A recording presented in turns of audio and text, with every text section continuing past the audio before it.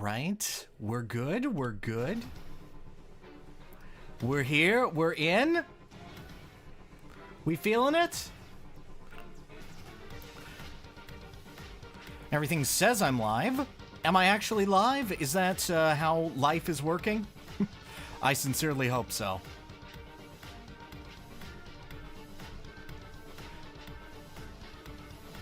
Lovely. We're sitting here and we're making a very simple statement. I know. Like, please understand. Oh! K. Rool was going to be a secret. Oh, boo-hoo. No, no, no. I'm never going to talk about King K. Rool again in this year. This is my opening statement. I know. It's going to happen. I'm going to take my time with it. This is probably the villain nearest and dearest to my heart. Maybe not my favorite villain, but definitely nearest and dearest. What's going on? I'm glad you ask. So, over the past couple of days, I asked my community to submit villains. This right here is a small tournament of villains. I have here on Song Battle, and the link is in the description if you want to follow along, 32 villains. I've taken these from suggestions from the community, and I have also taken them from, you know, potential scripts that I would want to write. And in that case, we're going to have a vote on what villain you guys would most like to see. Now, if you submitted a villain and they did not make it into this, that's absolutely no criticism against your choice. Unless you're that one guy who keeps requesting Handsome Jack every single video. That guy, no. What about me makes me look like I'm a Borderlands guy? I'm very curious. We're, of course, allowed to discuss any villains that we want, as well.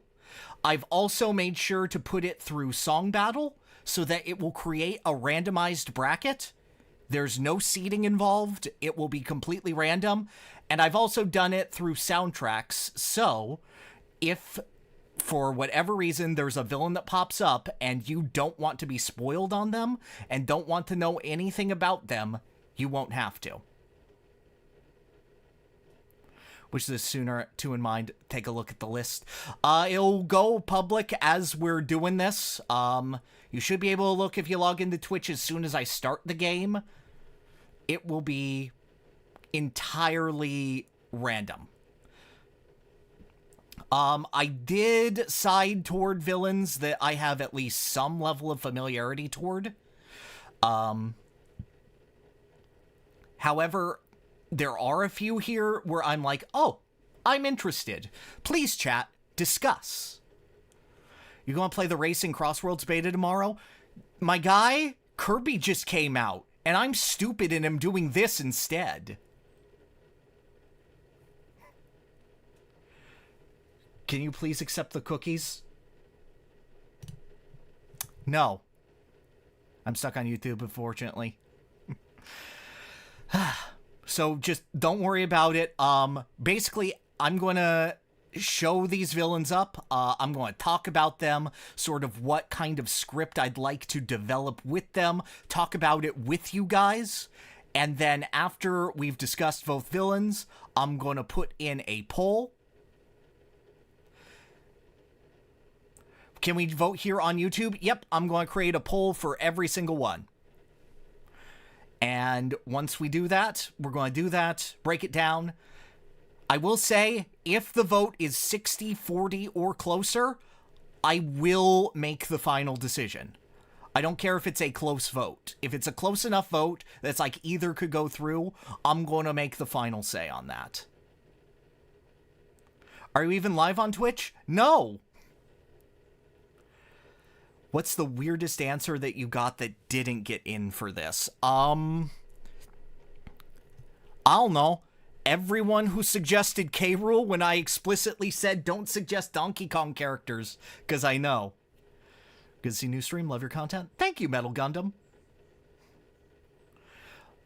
But, like, I get it. I appreciate it.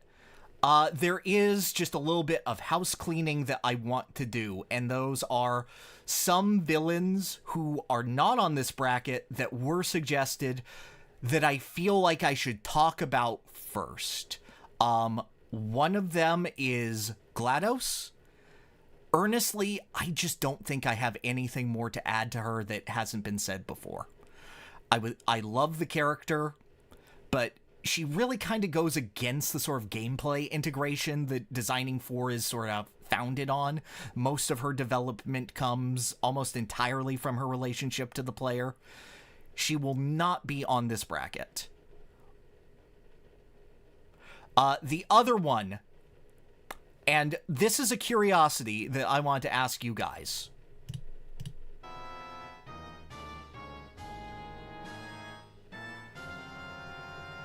What do you want me to say about him?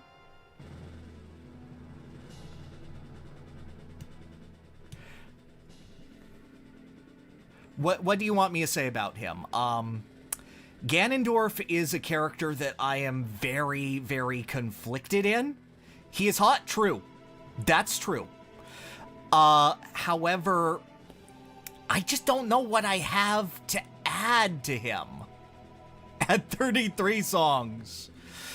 I like his interpretation in Wind Waker. I think that that's legitimately a good character. I have never, ever clicked with a Ganondorf fight, gameplay-wise, except for when he gets the really long health bar in Tears. That's very funny. I want to talk about how he works in Smash. See, I like that, but Ganon is such a covered concept in Smash Brothers. Who's more important, Ganon or Ganondorf? They're the same guy. Say he's awesome. He's cool, but, like, he's the most aura farming and hype moments sort of villain. Talk about how his different incarnations show evil in different ways. That's fine, but, like, there are other villains who do that I enjoy more than Ganon. I understand that he's designing for power, but a lot of his boss fights don't show that. People want to talk about Ganon as, like, one of the most important villains. I get that. I know I talk about Bowser and Eggman in that way, but, like, earnestly, guys, I don't know what I have to add to Ganon in that sort of sense. Throwing Volo's hat into the ring from Legends Arceus. Thank you so much, Madness Arcade. I will consider that. I haven't played Legends Arceus yet. Can you talk about the Gerudo? See, that's the thing. I already have. Tennis in Ocarina was funny. I agree. See, I'm right with you there. I just... I get the idea of the design of Ganon. I get the idea of what he adds to the series. I'm not sure if I can make a massive video about it. Opinions on tennis in general, Pierre? So my mother is a tennis coach. So, like, yeah, I enjoy it. Tennis is great. Vati is cool, but it's more the implication of what Vati is than what Vati does. And anyway, that's my rant. That's why Ganon won't be on this bit. Can you talk about Terminal Montage's Ganon? Yeah, no, that's a funny joke. That's one of the most appealing jokes. I love when Ganon catches you mid suavemente. Hello, welcome in. Could make like a Ganondorf short just to get out of the way. What about Meta Knight? Okay, so for Meta Knight, I am waiting until I can see. Did he get something in Star-Crossed World? I don't know. That game came out today. I need to look, but I want Meta Knight to essentially finish his story before we get into Meta Knight. Meta Knight is sort of like an inevitability of a video. I am not spoiling them because I don't know them. Back off, Meta Knight, big dog. You have your time. Also, thank you so much, Mr. Kepi. Did anyone do a joke suggestion of Triple H? No. It's more of a when than an if. Midnight is Cody Rhodes? Yes. Yes, precisely. So that is the thought process. So, I think without further ado, let's get into the bracket. I just want to talk about villains with you guys. Guys, please read the sign. Please read the sign. Did you ever think about doing videos on badly designed characters? Yes, but I don't enjoy doing it. I don't like when people are upset by my videos. For dumb reasons. Can you move the sign on top of your camera? No, because then it would be over chat. I'm not going to block you. What, you mean like this? Okay. All right, so we're going to go to it. A link to this is in the description if you want to follow along. So,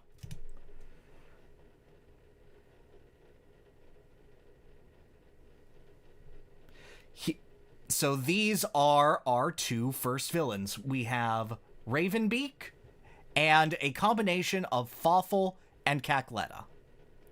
Hello! So, Ravenbeak. Ah, that's loud.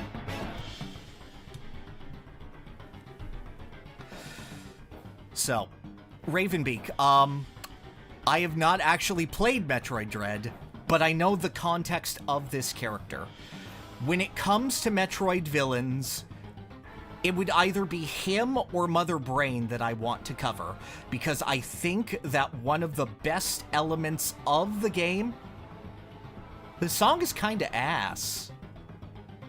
I think one of the best elements of the game is the connection to Samus, the connection to Chozo. I love the idea of that developing lore, and I like the idea of there being someone who can properly go blow for blow with Samus and punch her in the mouth. I think that Metroid kinda hasn't had that. It's kind of had characters like Ridley and Mother Brain and Kraid, who are massive, massive damage sponges. They're characters that you overcome through exploring the planet. Ravenbeak is that, but is asking for it from also a skill set perspective. And I really, really enjoy the simple idea of that.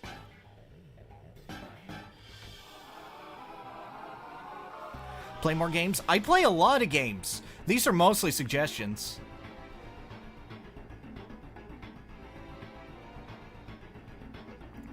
Ridley has a lot of games. I know Ridley has a lot of games. I don't really want to do a video on Ridley. I liked the Shaymax video from years back, the problem with Ridley and whatnot. I thought that that was very good. Have you considered Evil Laughter? Okay, possibly.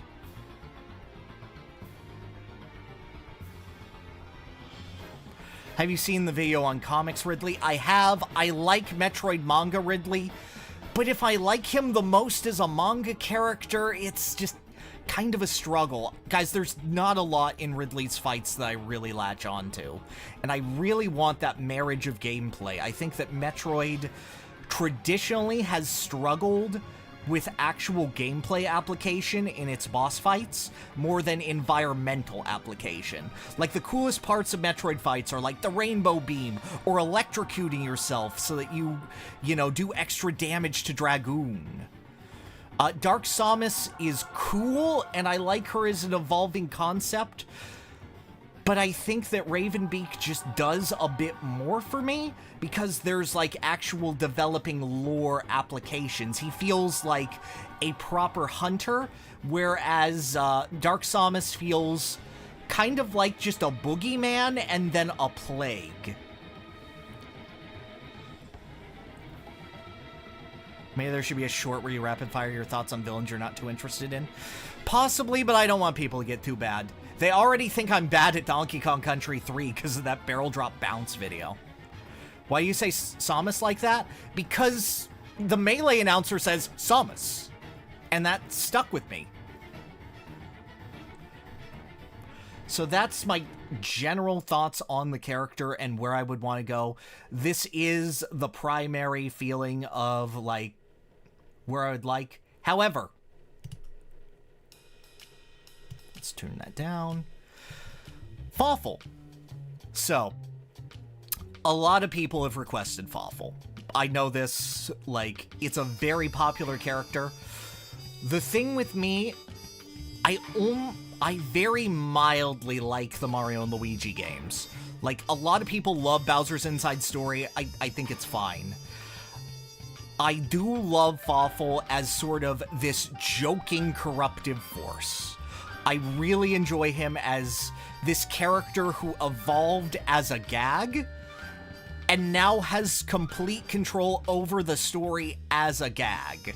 It is underestimation to the greatest possible degree, and people latching onto that and resonating with that. I love the evolution that he takes from Cacletta's plans. I love how he's partially fueled by revenge from it. I like how Midbus is like this perfect analog to what he saw with Bowletta.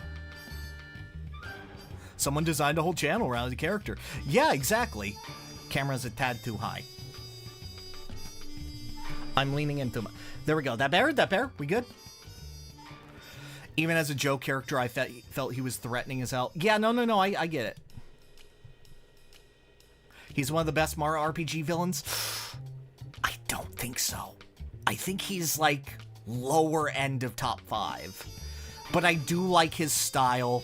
I think that alligator Fawful, I think that's, like, one of the funniest enemies. I think that's fantastic. Like, actually hilarious. I think Count Bleck is better. Don't worry, there are other Mario RPG villains on here. Side note, Fawful's theme is so much better than Ravenbeak's. Oh, you want to hear...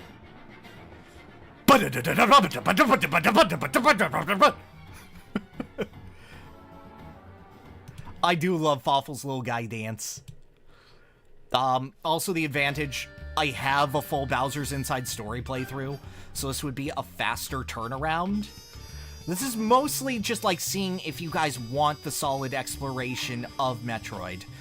Unfortunate first round matchup for it, but let's, I think that's most of what I want to say, but I will be reading if you have any comments on it, any reflections. Let's go to the polls. So, let's see. Start a poll. Ooh. Ravenbeak. Awful.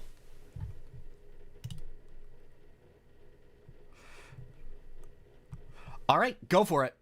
Poll is live.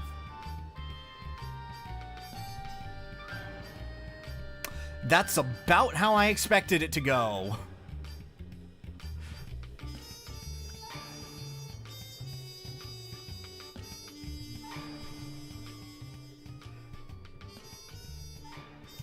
But have you considered?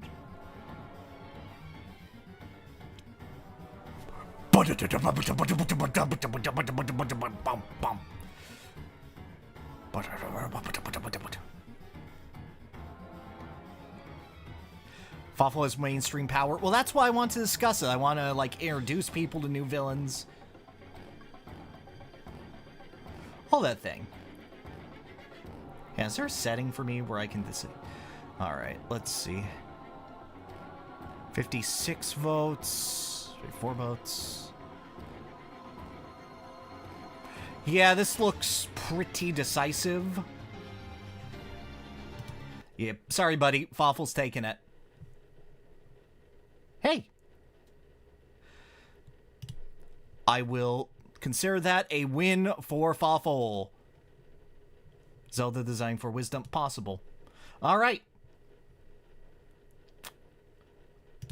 Fawful takes it. Ah! This is actually a funny thematic one. This is BioShock's Andrew Ryan and DJ Octavio.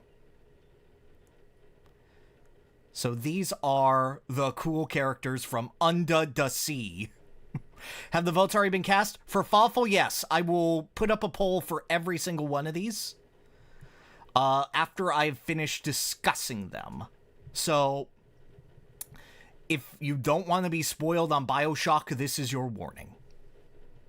So, Andrew Ryan is literally a character built off of Ayn Rand philosophy.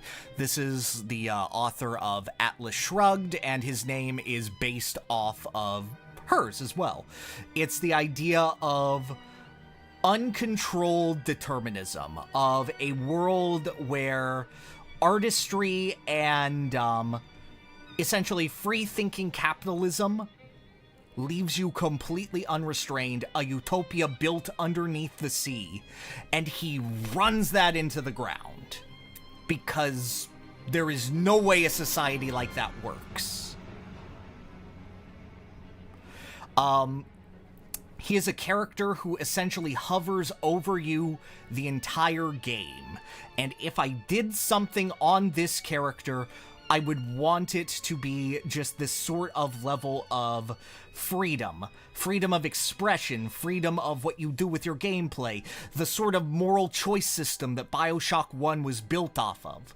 And what I enjoy about Ryan is that he appears in multiple voice memos in BioShock 2, wherein you see him in a more hopeful state when things aren't quite falling apart, and sort of the snide conniver and the hypocrite that he always has been. It's a character that has very, very little gameplay application, but I was very surprised to see him nominated, and I sort of wanted to have that sort of pitch in here to hit a different sort of villain. Ian Fontaine, he has no boss fight? No. No, so I'm going off of your pitches. He chose Rapture. Exactly. So that's sort of my thoughts on the game. BioShock is a very aged game. It's a little bit rough in the gameplay department. I think it was a little overblown from its greatest video game of all time status that it had when it came out. But if I had to do something on it, and I do respect the game as an artistic medium, I think that Ryan is a little less covered than a lot of other popular story and lore villains, and especially his role in BioShock 2 and how that props him up. And I think that that's really, really solid.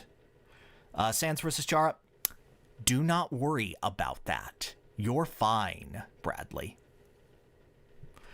However, Octavio. I chose this because this was a long song. I do prefer Atlas as a villain, but I get you. I prefer him as a villain, but I prefer Andrew Ryan as a character.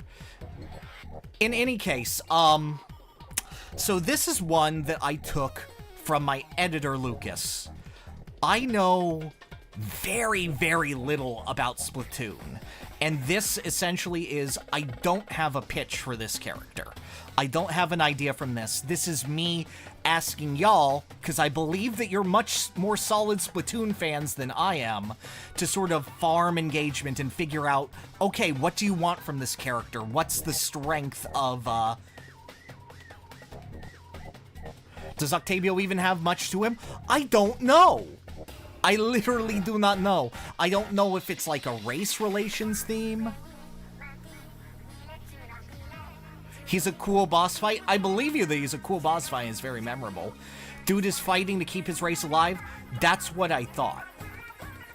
His strength is that he leads into Mr. Grizz. Professor Pester? Oh my god. Thank you so much, Geomaster. Oh my gosh, I haven't thought about Viva Pinata since it cost me a trivia contest. He's fun. His history compared to other... not much.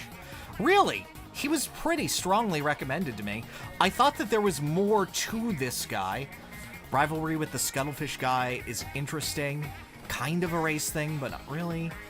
Over sea levels, beef with cuttlefish, redemption arc in 3.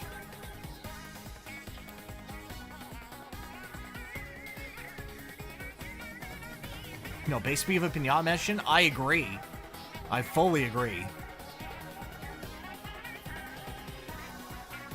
I don't know. XL, yell at Lucas until they come here. Will there be a loser's bracket? No. I am here to extract information. I could do a video on any of these guys. It's just that the winner will be guaranteed one. New Nintendo baddies deserve love too. I agree. Song's good though. I fully agree. He's like, what if Bowser was a DJ with How Do You Do Fellow Kids lingo who got kicked out of the main bad guy chair in the 3rd game? Okay. He's Splatoon's Bowser tier. Let's play the Splatoon games. Will we ever do this again for Gaming Heroes? I might. Depends on how the stream goes. We'll see. Hi, Robert Romo.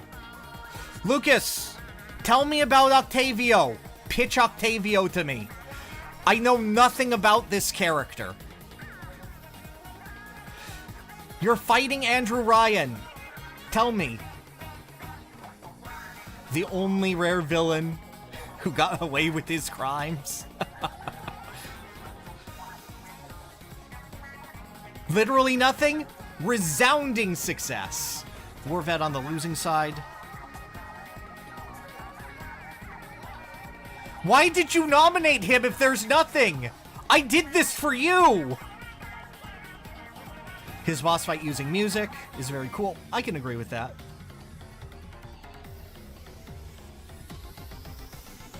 In general, how Splatoon used. I'd be curious. Because him being a DJ, to reject, there could be something there with him essentially working counter to the idol industry there.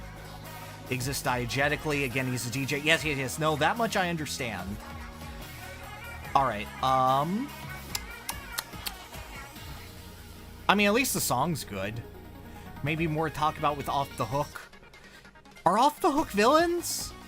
Was the original commander of the Octopus side. He has a redemption arc, and he was on the path of winning.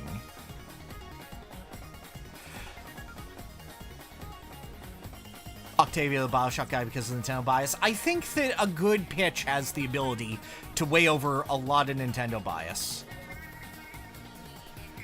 He's stuck as an octopus? Does that play into racism? What if we make this win so you can figure it out? You can, but like, I like Bioshock. I like Bioshock, man. Still love Viva Pinata, warms my heart. It's a good game. Wait, poll. Who?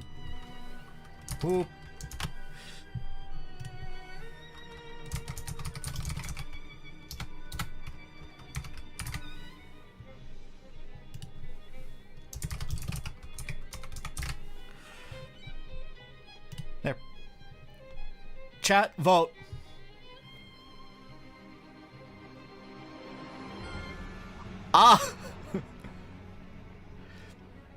I see there's some confusion. I like both.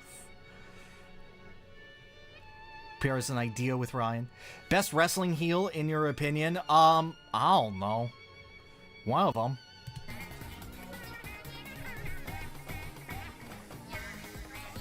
Yeah, but this song good. Ooh, I like this mix. I wish it didn't have like a minute start time. Then I'd put it in my workout playlist. MJF, I like MJF a lot. The free market of ideas is smoking. The great chain has pulled. We having takoyaki tonight, fellas. All right, who are we? We're at 54 votes. That's... Octavio deserves a chance. I'm not thinking that he's getting much of a chance. 56 votes, that's most of everyone who's here. I feel like this is one of the few matchups Andrew Ryan would win. Could be. Can I change settings here? Voting, other settings, show... Oh, hide songs before playing. Yes. That way it's a surprise. All right. I think that's pretty decisive. This is one for Ryan the Lion. He does like golf. All right. I don't know if Andrew Ryan is being awful. I'm sorry. It's Jat's skills trying to vouch for their Nintendo bias. All right. What we got?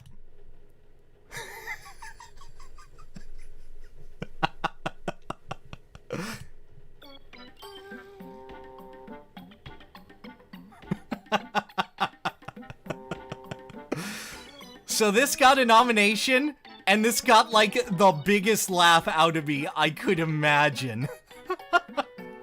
He do be hungry. This is just a guy, and, like, I debate his status as a villain, and I would do so in the video, but I just love the idea of, like, accidentally being painted as a villain because of his inability to do things. Louis is more incompetent than an actual villain. I feel you, I agree, but like, I don't know, this would get me to play Pikmin 4. He's just a selfish guy? Is that not a villain? So Louis, I know, isn't any sort of traditional villain, but I like the exploration of the character. I like the idea of, oh my god, this is the dinkiest soundtrack. Let's go. Go play Pikmin 3 and 4. He's the best villain. It would be just fun to analyze him as a villain. I've only played through Pikmin 2, so I only know him through that game, in which I think he is, like, one of the most unfortunate people, and his weird, like, semi-abuse at the hands of his grandma is strange. I like how the fans treat him as the worst being in all of existence.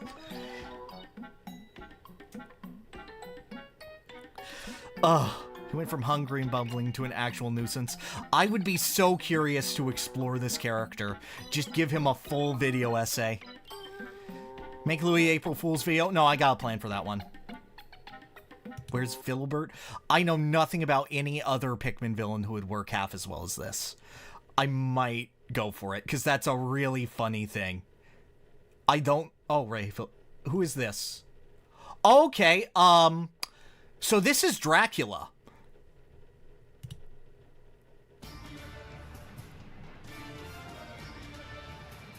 So, this is Dracula from the Castlevania series.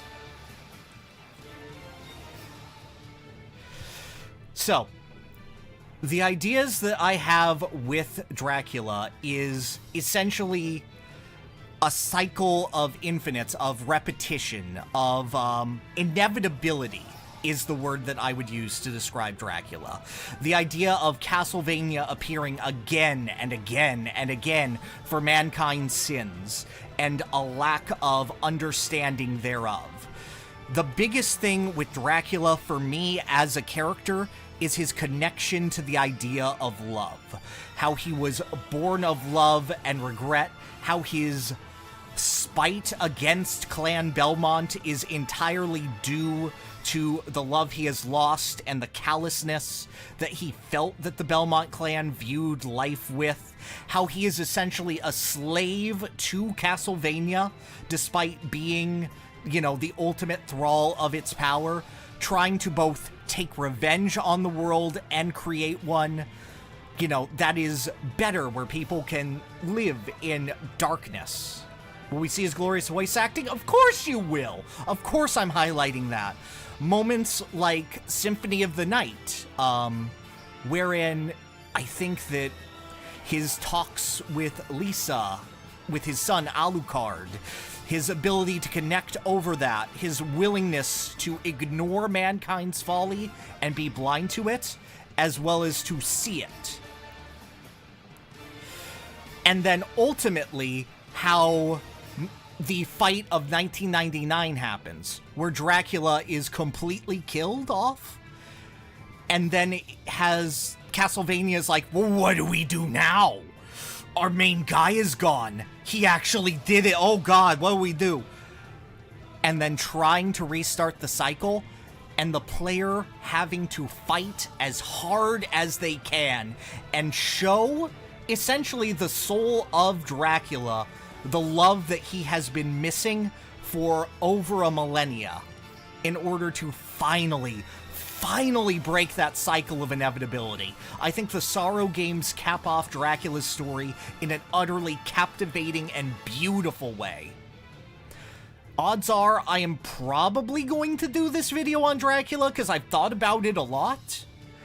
However, I wanted to put him in here. I think it's very, very cool.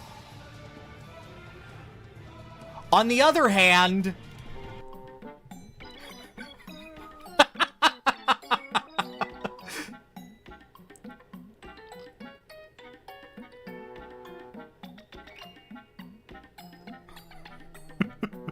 this is so funny. Especially if you're this enthusiastic. Dracula's just one of the ones that I've thought about doing the most. Dracula the Perfect. This is just sort of a confirmation of you guys would want this faster, and I will expedite the process of it faster. Would you talk about Bram Stoker's Dracula since the novel is canon? Probably to some extent, but more as a passing note. I want both. We gotta let Drac win and Louis get the joke fit. That's up to you guys. I am fully willing to let you guys decide what you want here. Put fate in your hands. So, I'm gonna put it up.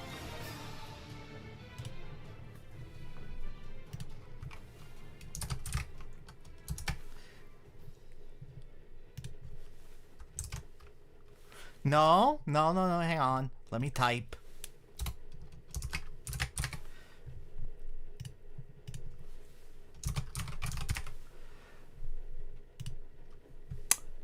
Go.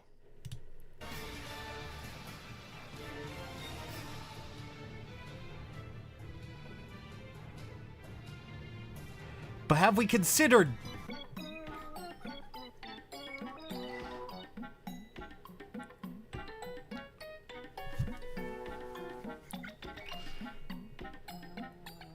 It's evening out. This is crazy. You guys going crazy. Go call your friends, Louis Nation. Oh my god. This is a tight race. I will remember that it's a tight race. So, like, Dracula will be considered.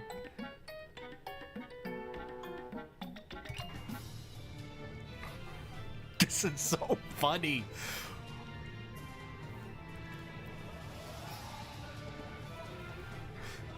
Is Fawful in the Gauntlet? Fawful did pass his round 1 matchup.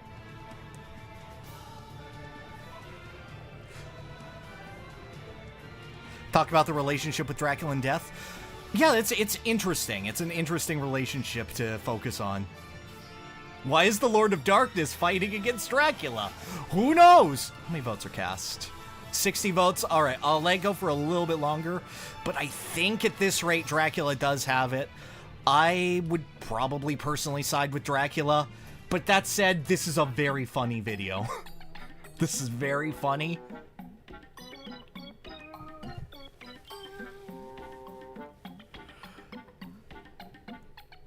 Homer, Louis, Louis.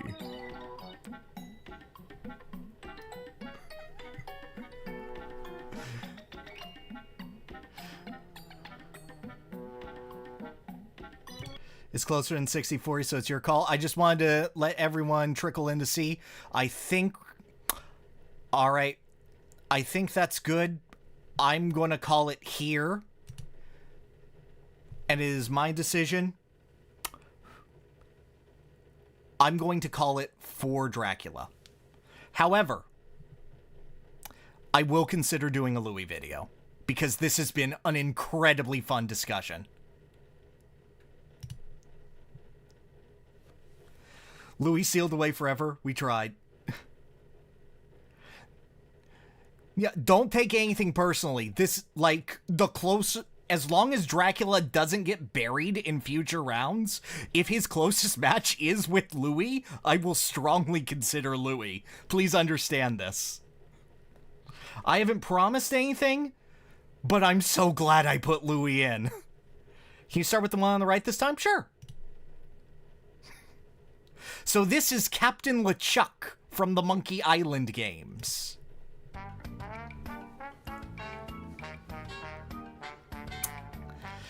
So I saw this nomination and I was blown away. I thought that this is one of the coolest deep pulls that I've ever seen. I didn't even consider this character would be covered by this channel. LeChuck is a villain of constant adaptation and redefining himself. And I think, like, even more than a character like K. Rool, he is very much shackled to that. He is constantly trying to be a new force in whatever game he is in, and he is essentially trying to prove an immovable obstacle to a cartoon character trying to beat him with cartoon logic. I have not played a bunch of the Monkey Island games. The only one I've ever finished is Monkey Island 2, but I'm super curious to dive in. I watched a Let's Play of the third and fourth games back in the day, and I thought the writing for them was really, really funny. It's a very, very funny, solid character. He's in Sea of Thieves, and I'm very, very curious to see what they did with his Sea of Thieves incarnation. Also, this song rules. Bill Edward from Another Code, and also Drago from Ring Fit. I've already done a video on Drago, but thank you so much, Madness Arcade. He died by root beer. He's technically DKU. He has Star Wars references. Yeah, I'm very curious to see it. I don't have as solid of a foundation of him as I do, say, Dracula, but it's one of those characters I wanted to put on here because I wanted to explore it more. What's this guy's name again? It's LeChuck. So, hang on, I'll get a picture of him.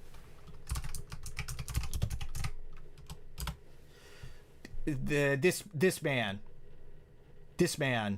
and sometimes he that's a For Affinity post. Hang on, he looked like this. He's a very funny man, and sometimes he's a ghost, and sometimes he's a zombie. Why is Gus here?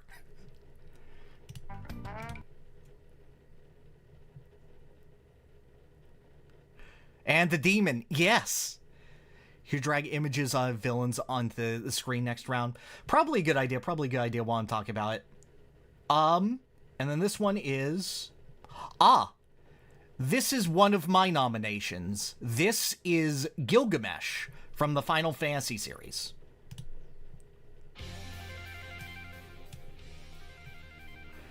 And let me get him up.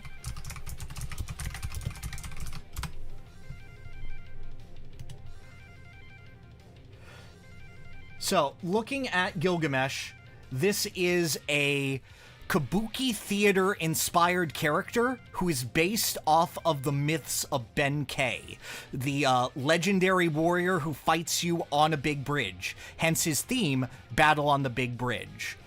Gilgamesh, more than any other character, represents what Final Fantasy is. He is an adaptation of a myth, but unlike every other character in the Final Fantasy franchise, Gilgamesh carries over between games. He is tossed out of his game into the void, and he has such a respect for his protagonist Bartz that he is trying to tear open reality to find the strongest sword, to find his best friend, who is his arch rival, and beat him with it. And this is what I love about Final Fantasy. It is an adaptation of myths and ideas and stories. It's a smorgasbord of a lot of stupid ideas all wrapped together, and Gilgamesh to me is the ultimate form of that. To the point where his finishing move is, I think it's like, I don't know, it's an adaptation of the name Final Fantasy. It's two synonyms for the word Final Fantasy. And he'll become a summon just to, find his way into a universe. But he's always very silly. He's always very theatrical. He is a clown stumbling his way into series that are far more important than him and battling everyone in order to reach that. Have you heard the FF7 Rebirth version of the Battle on the Big Bridge? I have.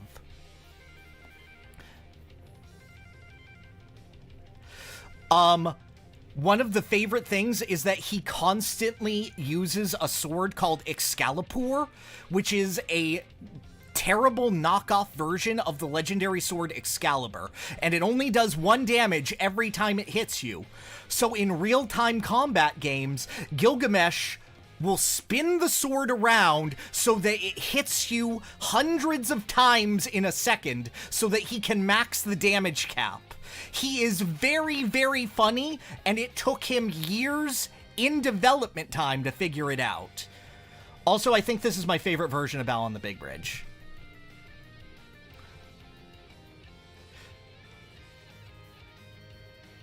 Never knew this guy was a villain. He is originally, and you always fight him. He doesn't have quite the same villain status, I would say, as LeChuck.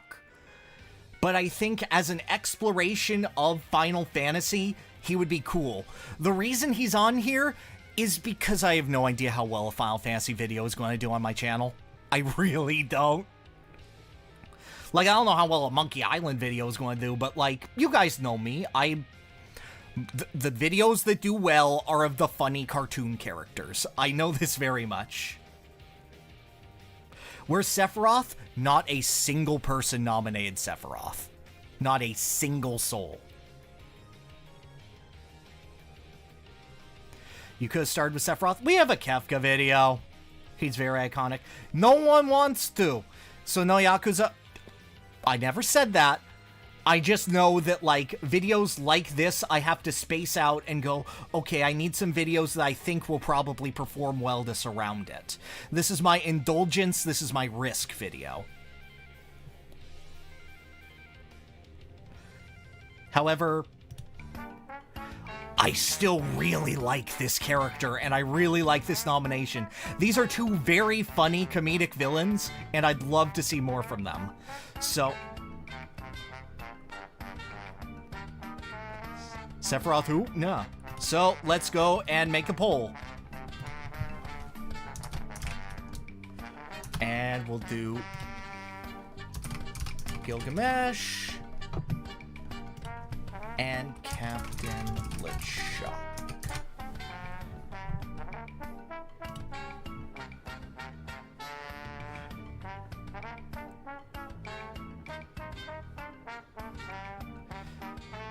Have at you.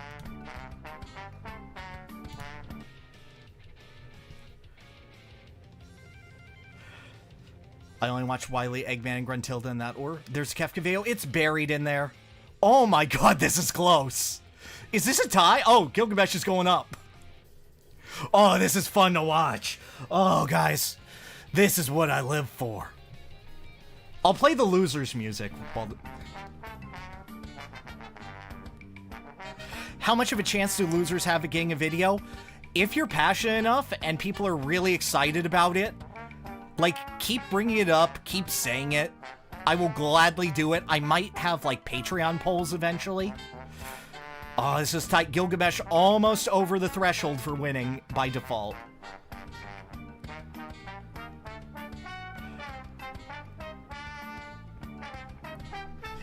What are we doing? 64 votes, dang.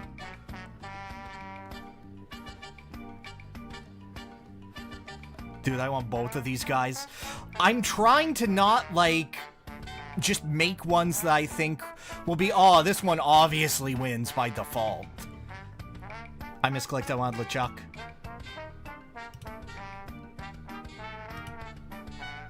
Well, D4 stream host taking it out. Welcome in. We're debating some villains and seeing which ones will go further. Please, if he loses, make a video on LeChuck anyway, please. I might. I really might, because, like, just the idea of going through some Monkey Island games sounds fun. Maybe I'll do some Monkey Island streams and just see how those perform, because that way then I'll have, like, oh, I know my fan base reacts well to Monkey Island. This is a blast. I love being able to introduce villain concepts to people. I love it so much. Anyway, I think we're solid. I'm going to call it here. And Gilgamesh has just won in the 60-40. Professor Pester for a future video. I will consider it. I will consider it. I don't have time to add him to the bracket right now. But Gilgamesh, moving on. Fanbase reacts well to Monkey. True. We'll start with the right this time. So this is Kamek from the Mario series and the Yoshi series.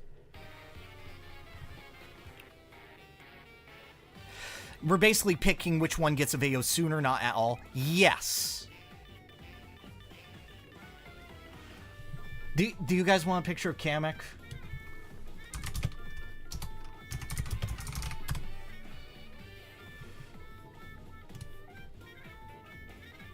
Oh, right, he's this item. He sucks. So I want to do essentially Kamek from sort of a gameplay perspective, how he consistently twists the idea of what you're coming up with to make the environment more meaningful. He's essentially the prototype for the Wonder Flower sort of idea. And then sort of how he's creating, through his influence, the bosses that you'll eventually face. How he manages with, like, Bowser Jr., how he twists your item inventory. He's essentially just making the game consistently worse for you as a person through his consistent influence. And I think that's very fun and very funny, and sort of how it evolved from the simple Magic Koopa concept of manipulating the environment. He's not going to be an exceptionally deep video. Look at that plushie. Can do.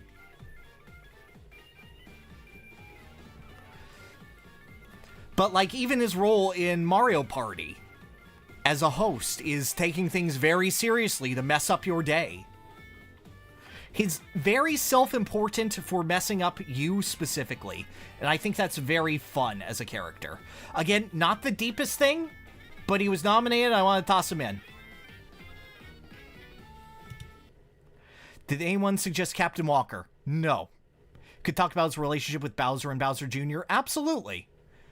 From the perspective of Bowser's father, I absolutely would. I absolutely would. He has a mechanical thing to talk about, but that'll work. Anyway.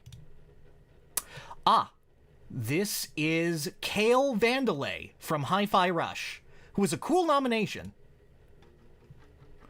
This is the safer stream version, to let you know. So.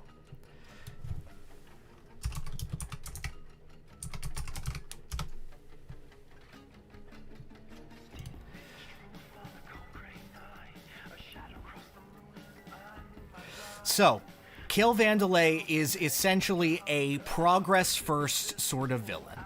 He is smug to the point of throwing everything behind, family and ties for the sake of progress, to the point where when he's defeated in his boss fight, he just goes, ugh, this is too much work, and gives up. He is the embodiment of corporate Nepo baby, I would say, is the characterization here. And then it's a very indie music, indie rock sort of vibe that I get from him. Very much the small indie band in a rhythm action game going up against a dispassioned music industry. And, you know, the obvious parallels to draw from how poorly Hi-Fi Rush was treated by its own company. Whoa, he poggin'? Let's go. My one issue is that I don't gel with Hi-Fi Rush's gameplay the most, because most of it is in 4-4 time. It's like that difference, you know, with Mother 3's gameplay, where Mother 3 will have differences and variance in its timing. Hi-Fi Rush is very consistent comparably, so that's one knock against it. But it's like abusing and using others' innovations as a villain, and him trying to do that against pure human spirit in the final boss fight. CML Gundam.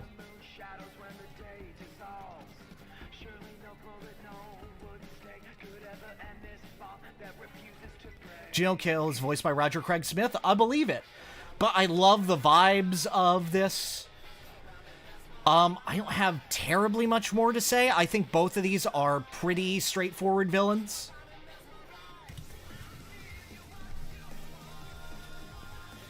This is a good song, though. Do I plan to talk about his henchmen, too? Not really. They don't really mix in with Kale's sort of theming. Like, obviously, there's the bits of mill management and how it works and the entire company. But, yeah. I wanted to give this credence because I really appreciate musical villains when they show up.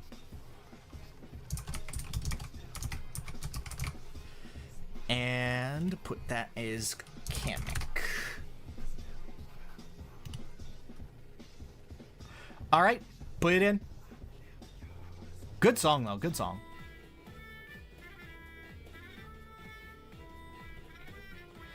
Kale's the Shane McMahon of Hi-Fi Rush. Yeah, I feel you.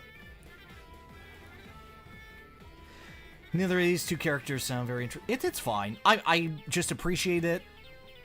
I thought they were interesting enough to talk about, certainly. Frame 1 Kamek vote.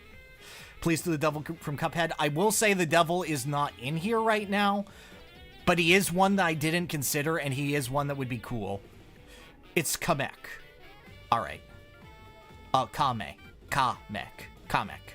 That makes sense. Hey, Spud, how you doing? It's going to be one of those things where, like, how people say Lakitu or Lakitu, you're not going to begin it back. In 55 votes. Yeah, that's insurmountable. So I'm going to give it to Kamek here. Is Melsonic in here? Melsonic is not in here. I need some distance from Eggman. That's just a me thing for right now. He's a stand-up comic. Got it. We did the right, so let's do this one. Majora. So this is the Zelda villain that I'd like to talk about.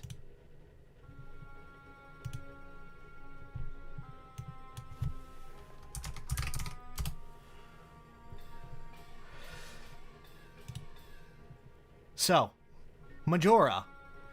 Embodied by Majora's Mask and the Skull Kid, and their general appearances, and whatever this is, Majora fascinates me as a character compared to a lot of other Zelda villains. What I'd like to hit on if I did a Majora video, this is a little quiet, I'll up it a little, is essentially the feeling of how wrong Majora's Mask is. A majority of the masks in Majora's Mask are a symbol of wishes left unfulfilled. They are the ideas of the Deku child who perished, the Deku butler's son, the Goron and the Zora who died before they could fulfill what they truly wanted. The wishes of people who you are given to, like the simple thing of the Bremen mask, or the lovers who know that they are about to die but wish to have a more fulfilled life. These are all connections and bonds that you are gathering. Kafei's mask being a desire to find their son who has gone missing. Majora's Mask is a corruption of that. It is wish fulfillment to the point of isolation. It is essentially lashing out against a world that loathes you and wanting to end it for your own self-satisfaction. It is the antithesis of everything that collecting the masks is, and is why when you get the Fierce Deity mask at the end of the game, you are so overwhelmingly powerful. The power of all of the bonds, of all of your care about the world, overwhelming Majora. And then that element in the Majora's Mask manga of Majora being an old villain, an ancient primordial evil who wished to find some level of connection and didn't. Majora is just an angry beast lashing out, not understanding the connection to the world. And this is all done organically. Now, it's not a perfect fit. Like, I don't know what the hell the bomb mask is supposed to represent. But for the most part, I think it's one of the most thematically complete Zelda games. I forgot to close the poll. Thank you.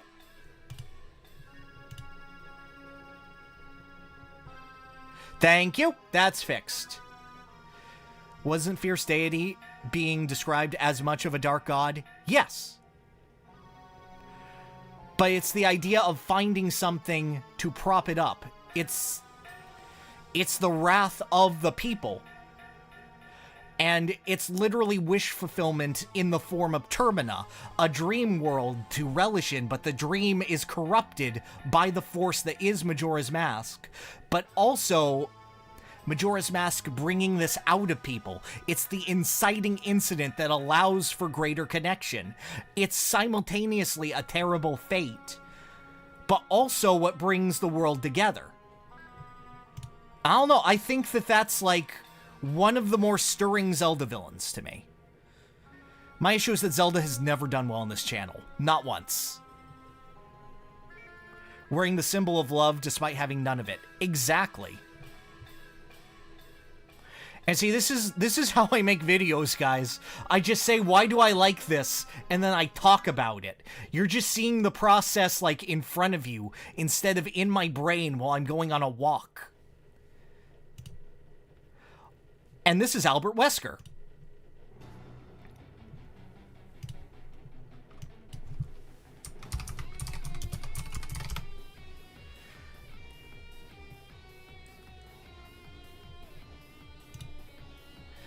Now, I think Wesker is one of the coolest villains in design and one of the purest ideas of a puppet master sort of character that I've seen.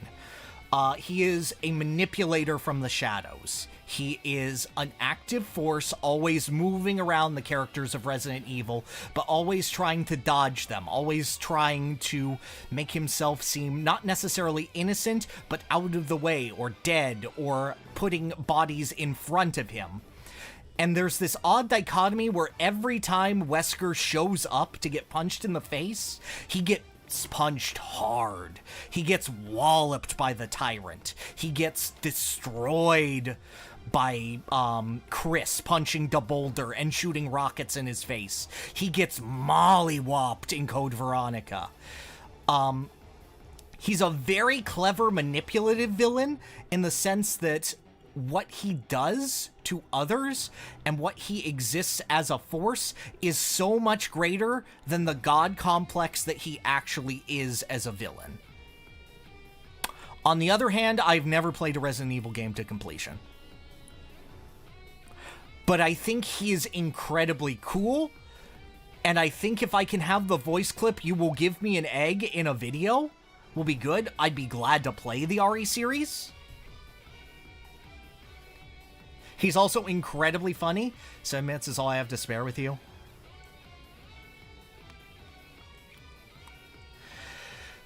I can never take him seriously due to the lab coat photo. No, I know. But, like,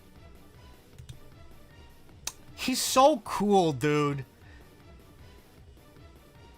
And, like, I like the idea of this villain who is so strong as a presence and a force, and then they get in front of the curtain and they just get beat up. I think that's so compelling for your zombie game where you're dealing with so many, and then it's just a dude. And he thinks he's good enough, he thinks he's better, but he's not. It's a less developed pitch than Majora. I think Majora went on for about 3 minutes, and Wesker's going on for, 2.5. The scene where Chris laughs at him is so good. It is! It is. So let's get this poll started.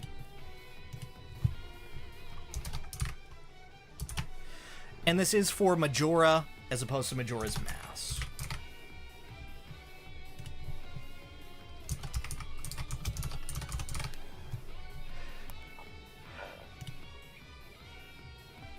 All right, go for it.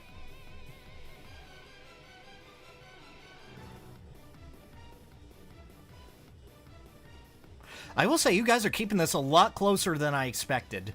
I expected I expected how Fawful went to be how almost all of them went. Majora has a way better vibe. Majora pitch was better, but Wesker sounds really fun. Admittedly, I made these pitches yesterday. I thought about these villains and, like, what would I do with them? I'm biased toward Nintendo. Everyone's biased toward Nintendo. Yeah, no. I played MVC3. Wesker was on a few of my teams. How long is this going for? About an hour. And we are on match 6. Oh, shit. Did I disconnect my mic? Okay, good. No. I think... Okay, my mic's still here. Good. The vote isn't appearing? It's appearing for me. We can hear you? Oh, thank God. I heard a beep boop. I was scared.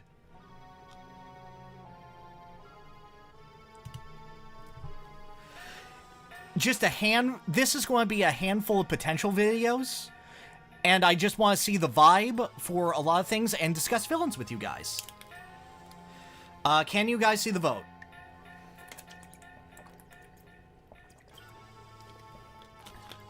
The majority vote? Yeah, I think this is pretty solid in the case of Majora here. Yeah, no, you're right.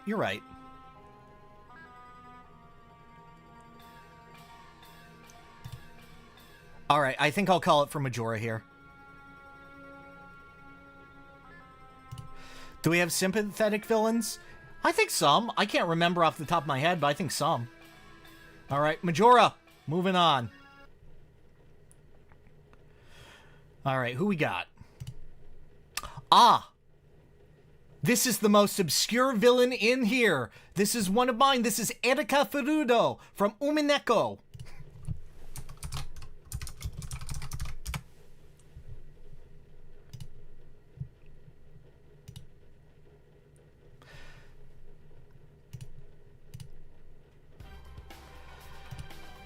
Friggin' love Deep Blue Jeer. So, I do have to spoil Umineko to some extent here. So if you want to be completely blind as to the premise of Umineko, I would recommend, tuning out. So, I'll give you 5. So, Umineko is essentially a murder mystery. The premise of it is that there are 15 people trapped on an island, and all of them die except one sometimes. Also, she's a pirate sometimes, which is funny. The thing being that the characters' souls, essentially, are trapped on the island unless they can prove how one of them performed a string of murders without it being magic. And there is a witch on the island named Beatrice who is the embodiment of that magic. They are going, okay, how do you explain this without magic, idiot? And they're like, I don't know. And there is a way to get there. There is a solution, but it is incredibly hard to see. And the character, specifically, will keep being tortured until he can figure it out, with multiple games and multiple scenarios of seeing his family die and be ripped apart from each other over and over again. Erika is a different character to this. Erika comes in much later in the story where they found a solution, but it's a tenuous one. It's essentially, we found out how it could work in theory, but not in motive, not in heart. And Erika comes in as essentially a new challenger, going, okay, I'm the detective now. Imagine if there were a 16th person on the island, and it was me. And I'm going to serve as the detective. So, what they have to do is construct a new mystery without the witch. And Erika is the world's most terrible detective. And I don't mean that in the sense of the character is, she's really clumsy and ditzy and No. I mean that she ruins the idea of the story. She does not care about motive or ideas. She will just go, okay, I am like God modding in order to make things work. They'll be like, well, how did you know that people didn't leave the room? And she's like, I have firsthand experience. And they'll go, oh yeah? How? She go, I went in the middle of a thunderstorm and pressed my cheek against your door for the entire night so that I would keep tabs on you. And they're like, that sounds stupid and no human being would do that. And she goes, well, if I did that, could you disprove it? Also, you gave me a roll of duct tape. I duct taped all of the doors so I would be able to check them. Her idea is to make it so that the witch has no explanation. She is destroying the mystery by making it impossible, by making the whole thing a farce, by tearing out its insides and watching every character you have writhe in agony. So she's like Godot, like an insane. She's the antithesis of this theme. Yes, no, she is a horrible, horrible gremlin who perverts the simple idea of a mystery. It is like, you guys know, like, detectives like Elle or Sherlock Holmes who will, you know, take...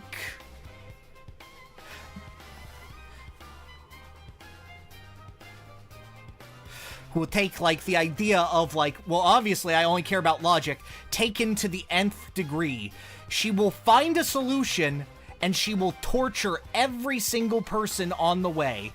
My pitch for this is that this is the worst detective in all of fiction. She sucks.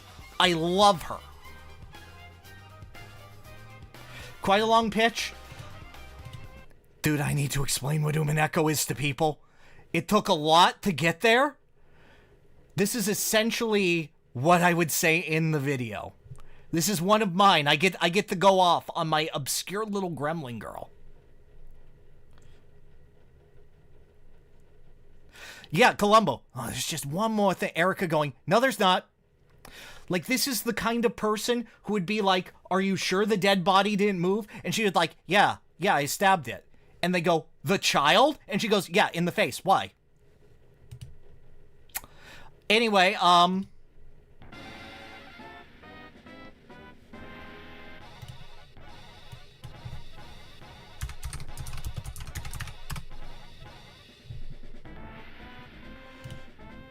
so this kid. Aw, man. We love a good Jack Horner reference. Yeah. So, Porky I've done a video on in the past, but it's not my favorite work. I'd love to go back and revisit it. Mostly because I haven't completed a playthrough of Mother 3. I had a Let's Play that I was very fond of back in the day, but I've never beaten it myself. Know the story, obviously, but going through things differently is a first-hand experience, is totally different. So Porky as a character, I think a lot of you understand the appeal of the character. I love him as the idea of a character who is incapable of moving on from his nostalgia.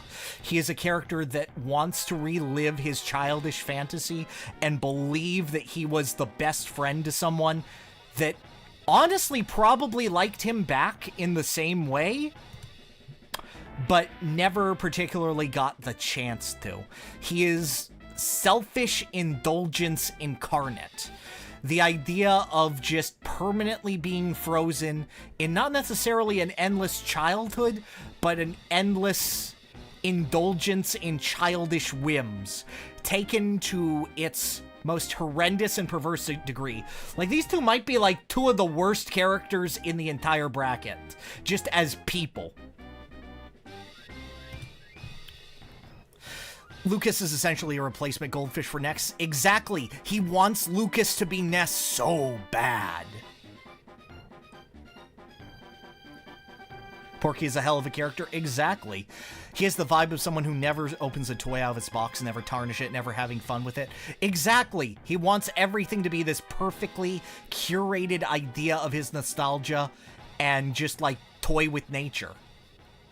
She basically covers up Track's evidence, cooks the books as a jerk. No, so to go into Erica, she is essentially cooking the books so that it is impossible for things to be proven without magic, so that the character who is illustrating it, the witch, so to speak, is trapped in a logical loop where they have to find a solution and can't. where she's essentially going, your plot is stupid, I hate this book, here are the reasons why your mystery novel sucks. She is essentially canceling the character in the most aggressive way possible. In any case, let's go to the polls. Back to Erica in the Porky segment. I'm answering questions. Porky had a good segment.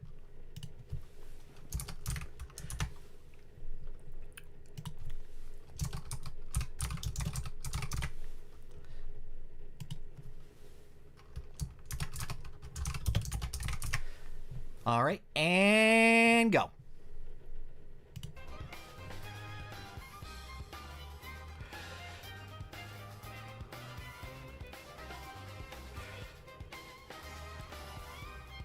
Is Erica your favorite Umineko villain? No, well, it depends on what you consider Beatrice. But how many Umineko games are there? Technically one, and then a fighting game. We're winning away. But, like, this is, like, my gateway drug to talking about Umineko. It's probably one of the worst performing videos I could make.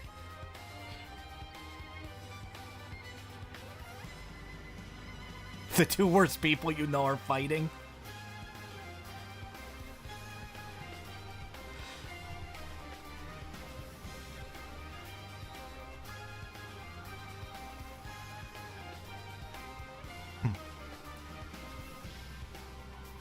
The witch seems more like a villain. You would think that. You really would think that. There's not a single good person in Umineko. Except the grandma. Grandma Kawasuma is pretty good. She just wants people to eat fish. Here's Porky's theme. Would you say Umineko is a good murder mystery game? It is a deconstruction of the idea of murder mystery, and it made me appreciate the genre in ways that I hadn't before. With that said, it has one of the worst openings of any game. Like, the first 4 hours of Umineko are damn miserable, and it's mostly just a book. Do you like fish? I love fish. Did we get to Hades yet? We have not.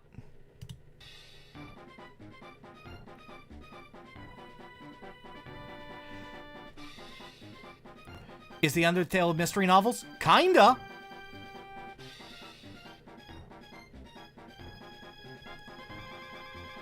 Fish? Oh man, I'm talking a lot.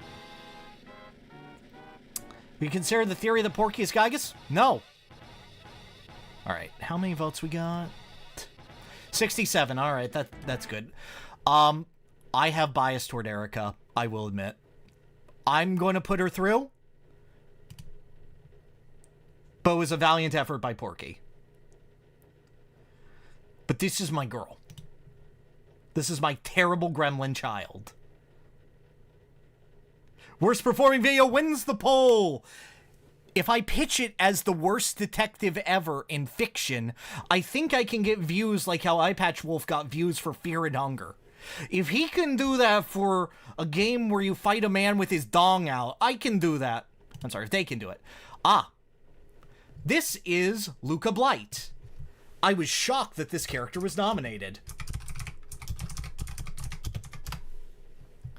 But it's a really cool one. So I lied. Erica and Porky might be the worst characters. No. This is the worst person in this bracket.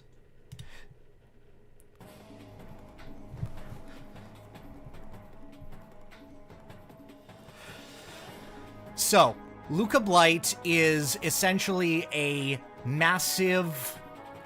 He's the leader of a massive army that is raising the world. The issue with Luca Blight is that he is intensely violent for the sake of it. He dealt with trauma as a child, and his idea is to make that everyone else's problem. His opening scene in the game is that he walks up to a village and they beg for their lives, and he goes, okay, squeal like a pig for me. And then all of the villagers get down on their knees and go oink oink, and then he laughs. And then he says, die pig, and he kills them. because they were pigs. Pigs aren't people. He is here essentially to make the world filled with hatred, and the main purpose of his boss fight, the main reason that he is this high, is his boss encounter, wherein you have to trick this guy with an entire army, because Suikoden is one of those games where you have an utterly massive party. An absolutely huge party. You trick him, and you fight him with one group of 6. And then that drives him off, and you have to pelt him with arrows with the army you've recruited, and then that runs into another group of 6. And then he runs into another group of 6. You fight the man with 3 separate RPG parties in a row, and then you get him to a cliff where he has to duel your chosen hero. And when you slay him, he looks at you and laughs and says, "Look, it took thousands, it took hundreds to kill me, but I slaughtered them by the thousands." He is a man obsessed with being remembered as history's greatest evil, and the gameplay makes you feel that. He is the world's greatest and strongest hater. And I think as a villain, he's really rad.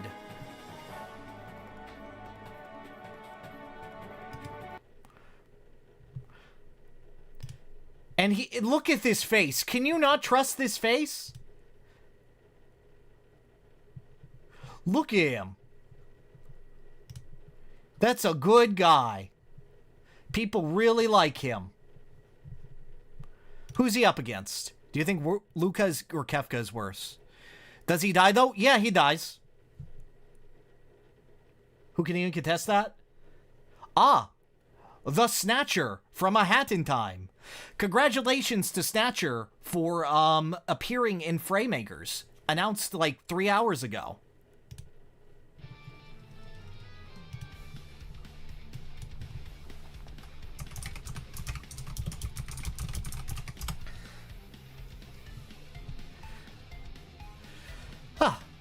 So the Snatcher is a fantastic comedy villain, essentially based off of the black chests of Paper Mario: The Thousand-Year Door, constantly trying to tear out your soul and make you do indentured servitude to him.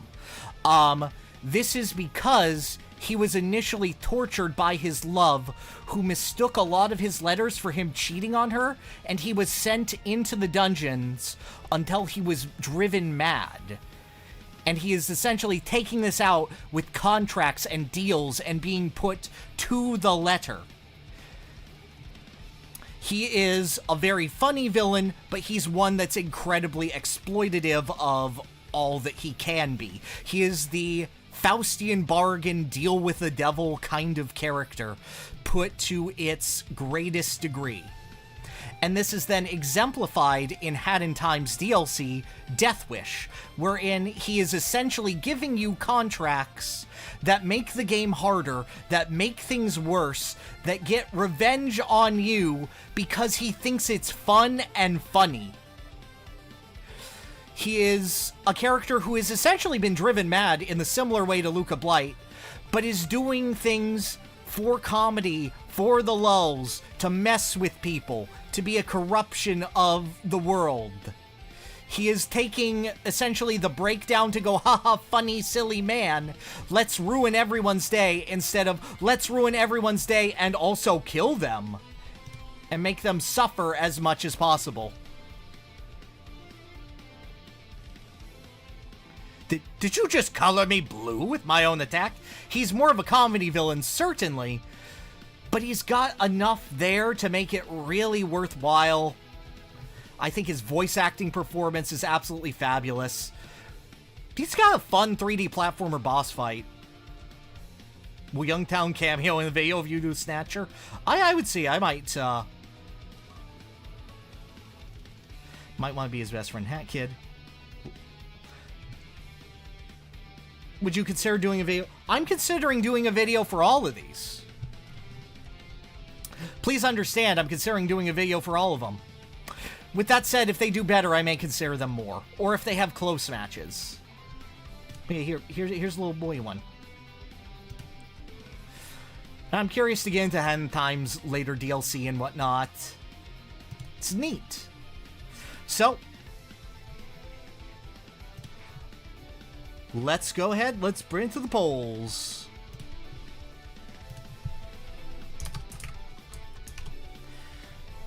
This is just a vote check for who you might do first. Exactly. It's an interest check as well. And just a way to discuss villains with you guys. And start.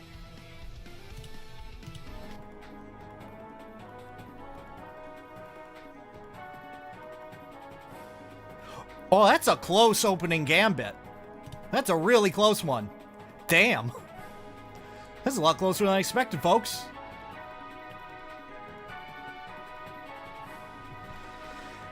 Would you consider doing none of these for fight? No, whatever wins, I will guaranteed do.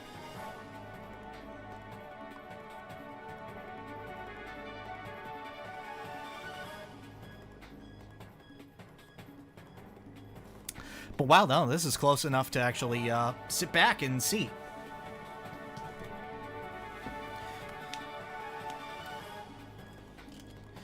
Hope chat doesn't immediately bury interest. There haven't been many with buried interest, to be honest.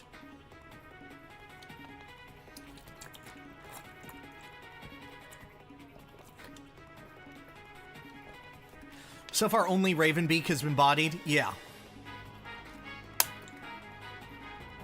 Thanks for that. Dude, Suikoden 2 is a super cool game.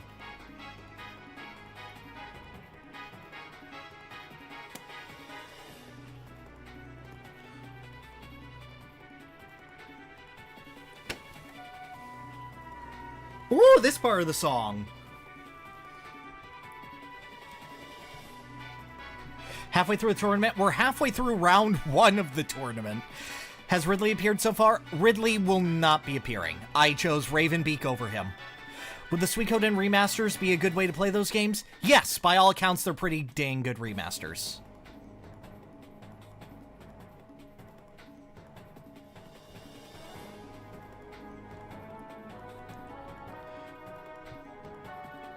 Kamek won against Hi-Fi Rush, dude. All right, that's 71. I'm going to end it. It is within. So I'm going to end the poll. So this is up to me. And this is a hard one. This is a real hard one for me. I love the Snatcher. I considered cosplaying this guy.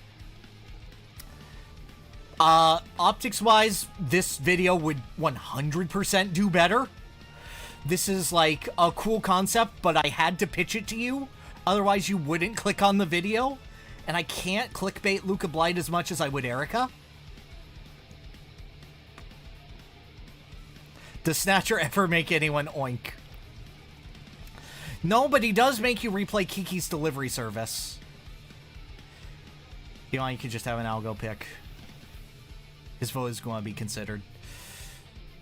Yeah, I said, if anything's closer than 60-40, I will make the final call. Because I haven't been voting. It's only if it's incredibly close. Which this is. You can click like Luca by saying, Christ, look at this guy. I thought I could with Jeddah. Didn't work. I might go back to Luca, but I'm going to advance Snatcher. Because I'm curious to see what he'll do. Alright. Let's see. I voted Luca, and I think you should pick Snatcher. Alright. Alright. Fair. Alright, who we got? This is Happy Chaos from Guilty Gear Strive.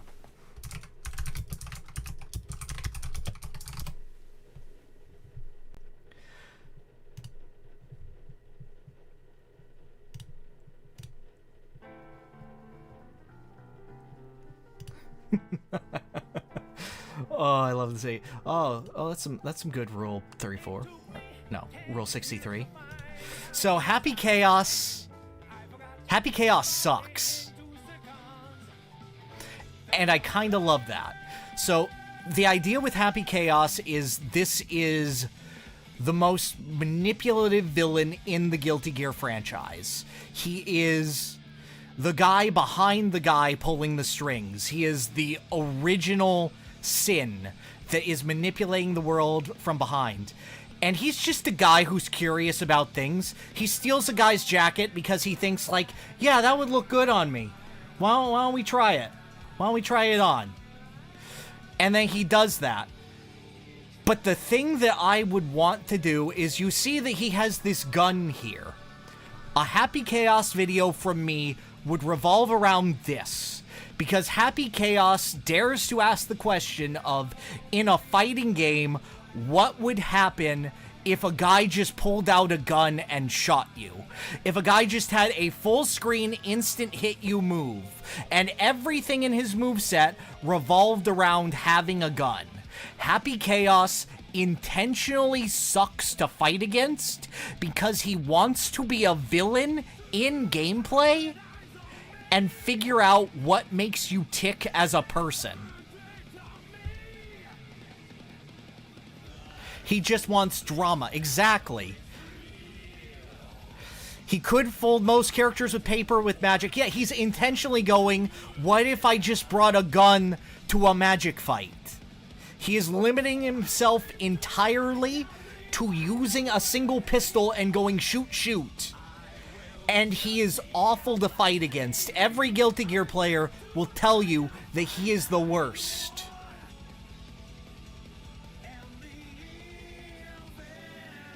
I should play Happy Chaos. These are pretty good pitches so far. I like pitching these. It's very funny. And also, halfway through his song, he just has a Disney princess song.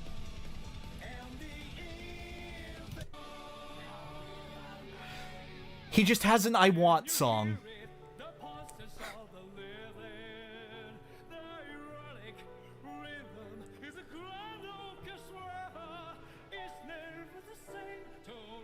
Look at him spin. Also, he takes over the White House and starts making it fly.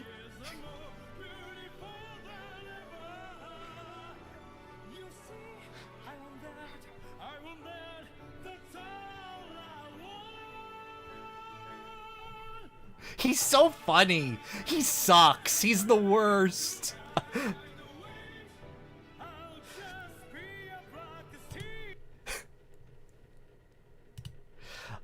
Oh, and this is the entire Count Bleck gang from Super Paper Mario.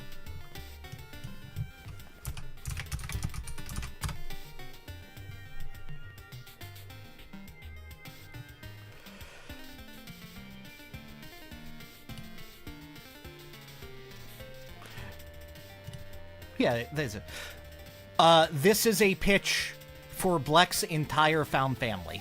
So, Super Paper Mario is a game about love. That's clear in everything that it does, and Count Bleck being the tragic villain who is doing everything that he wants for love. Each of these characters connects to Bleck in a different way, be it romantic love, be it acceptance of who they are, be it a life debt, or be it, I just want attention so desperately, oh god, please let me have attention. Please, please, please, please, please. This guy should really hang out with Luigi sometime. In any case, Bleck's entire family is fighting for this idea of found family, of this idea of this guy has had a hard life and will eventually, we'll all be together in the end. It is a level of almost toxic togetherness where they can't see the obvious flaws and destruction, where they can't see the obvious, no, I can fix him, but yet still remaining together in spite of that, still having that level of tenderness and connection, except for this fucker, who is also there and is intentionally manipulating the idea of it. It is showing essentially both the strengths and the weakness of a found family, of a tight-knit group, of a loving and caring community and how it has to be, no, you constantly have to accept new ideas, new changes, or else someone like this can manipulate you. It is a beautiful story about acceptance and love and finding meaning in something else. And whoever wanted a sympathetic villain, here you go. Exactly. It is entirely different because Super Paper Mario's gameplay is kind of booty at times, and Count Bleck doesn't have, well, he has about as good of a fight as you can have. But, like, and the other guy is entirely gameplay focused, but the gameplay intentionally sucks. It is Happy Chaos versus the Chaos Heart, which I do like. But yeah, I don't think I have to pitch Bleck as hard to my Mario-loving audience. This fight's okay. Yeah. Can we talk about how much of a banger Castle Bleck is? Oh, absolutely. We could talk about... Dude, Castle Bleck is such a cool environment. I'm curious to see how this one will roll out, because you were all on the Happy Chaos train before it was... Oh, wait. It's Count Bleck.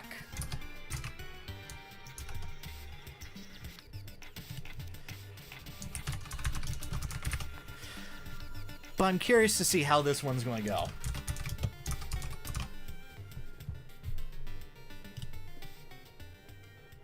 Alright. There we go. Anyway, I'm voting Happy Chaos because Erica's more likely to beat him.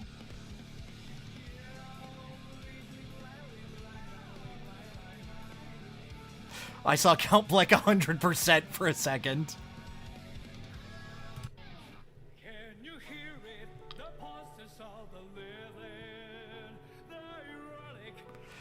I feel so sorry for Mr. Happy. He was a funny nom. I'm so glad to see him. Look at him spin. He's so funny.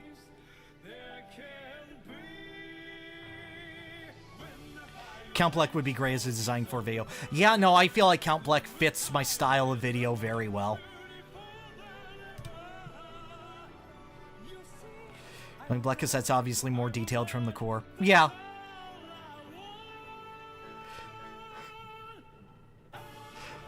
Yeah, no, we're going to listen to this part. Alright, I see that Bleck has won, but I want to have this play out.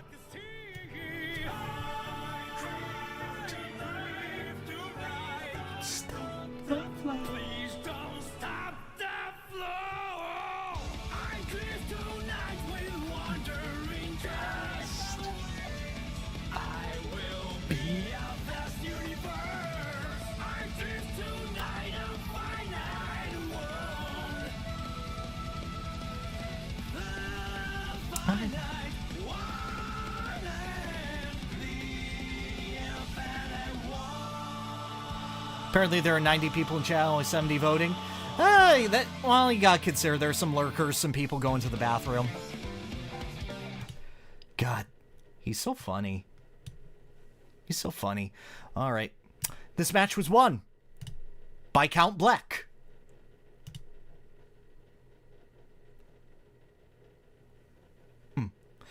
Alright, let me take some water. Did I disconnect again? Please tell me this is still up. Please. I hate Windows noises.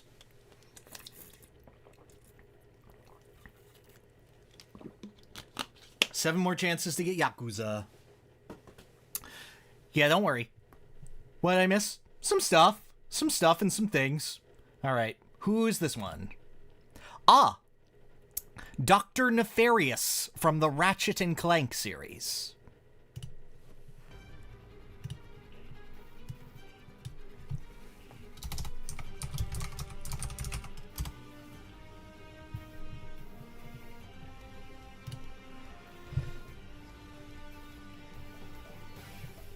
So, admittedly, my experience with Ratchet as a franchise is a bit limited. I played Up Your Arsenal. I've played All for One. I went through the story of Rift Apart. I love this character to an incredible degree.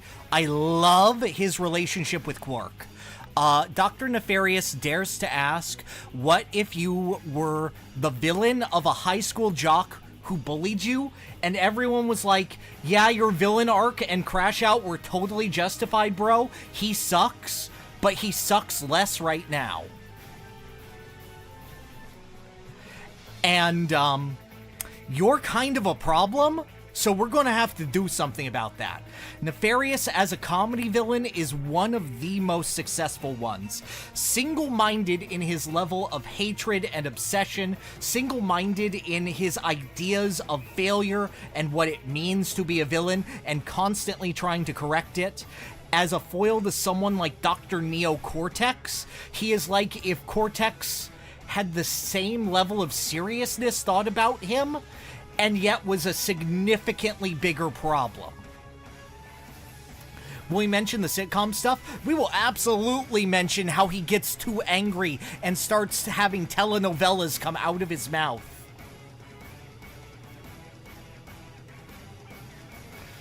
I'm surprised you haven't done Nefarious. I just haven't played enough Ratchet games. This is essentially, if he wins, that's a kick in the ass to go, okay, dude. Okay, Pierre, time to play more Ratchet. This is a fantastic villain. I would have to explore him more.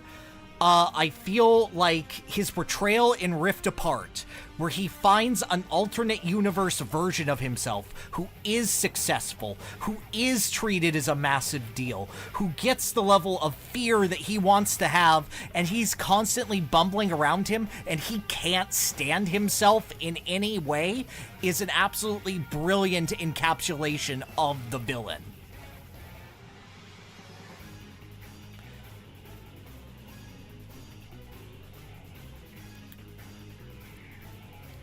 It's great.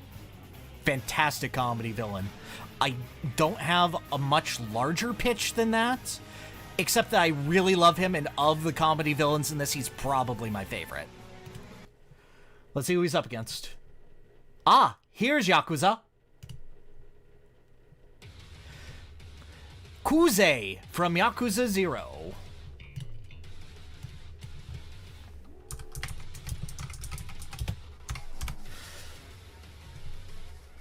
So, the reason why I wanted to specifically hit Kuze instead of any other villain is because of Kuze's outstated role in the series compared to how little he shows up. This guy is essentially a one-game wonder, but he is the essential interpretation of Yakuza. Living by its code, existing as one of the Dojima family's lieutenants, and then constantly trying to beat you down for the sake of advancing through the ranks, trying to use you as a political tool.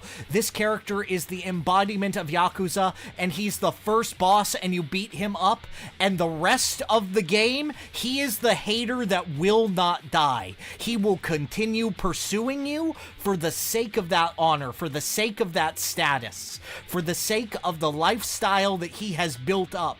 He will refuse to die and will hunt Kiryu down. He is a recurring boss fight done in one of the most perfect and beautiful ways, where he shows up and you go, oh shit, it's Kuze again. Damn, son, why are you here? Why are you on a motorcycle in the sewers, my guy? He has all of the status, has it stripped away from him, and has to fight and make it come back. As far as aura and hype moments go, this is a guy desperately clinging onto his aura and wanting to keep and embody it. And look at him, he's such a beautiful, ugly old man. You fight him 5 times. Exactly. What is Yakuza even about? It's about dating on your smartphone. And, you know, being gaslit into thinking your pet tiger is hitting on you. He's just like Junior Troopa. He's that if Junior Troopa were, like, at the top of the world to start with. If Junior Troopa were in Camming Koopa's position, and she spent the entire game trying to fight it back. Fantastic thing. Absolutely an incredibly fun villain to do. And also Dr. Nefarious is here. Daisaku Kuze. I will put it to a vote.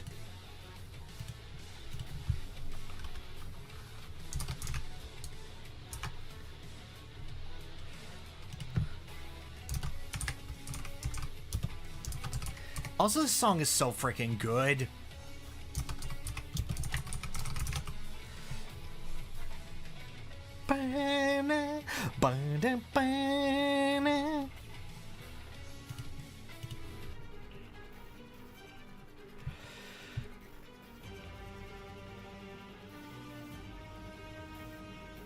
Holy shit, this is close.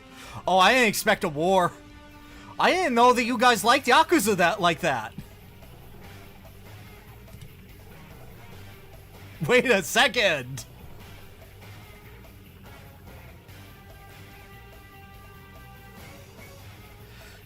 I didn't know. Is the Nefarious Gang just really loud? Oh, Kuze's fighting.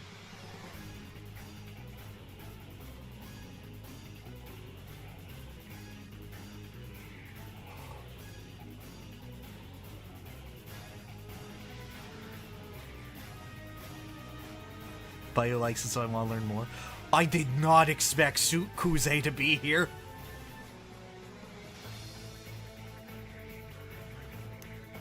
No, the Yakuza gang is strong, dude. I mean, they are the Yakuza. Wow. This is not who I expected to be winning this one. Sounds funny. Nefarious is also incredibly funny as a villain.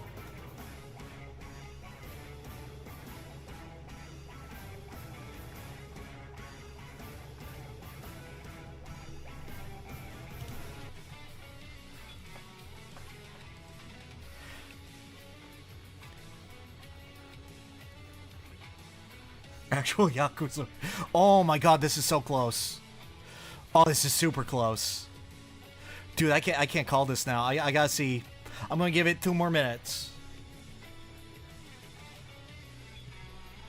I'm gonna give it 2 more minutes. I'm honestly, I could go either way. I'm gonna give it until my thing says 3 minutes ago I put on the poll.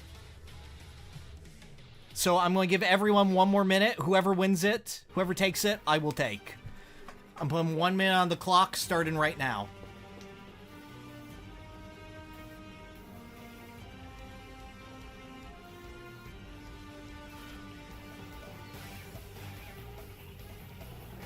Still going to use these video ideas. The ones that are really contested and people are really excited about, yes. If you guys want to, like, leave in the comments which ones you really liked and really wanted to see and upvote the crap out of them, by all means do so. Honestly, please actually do so. It would help me remember the ones you like. Cutting it close.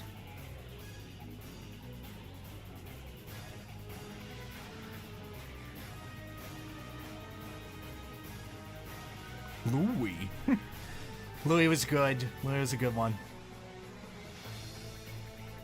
Alright. That is time. By a margin of 2%.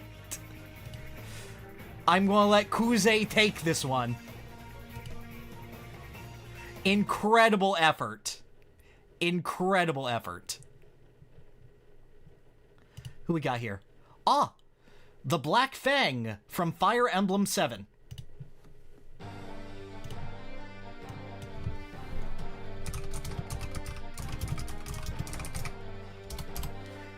It's been a while since I've done this. So, the Black Fang is a mercenary group from Fire Emblem.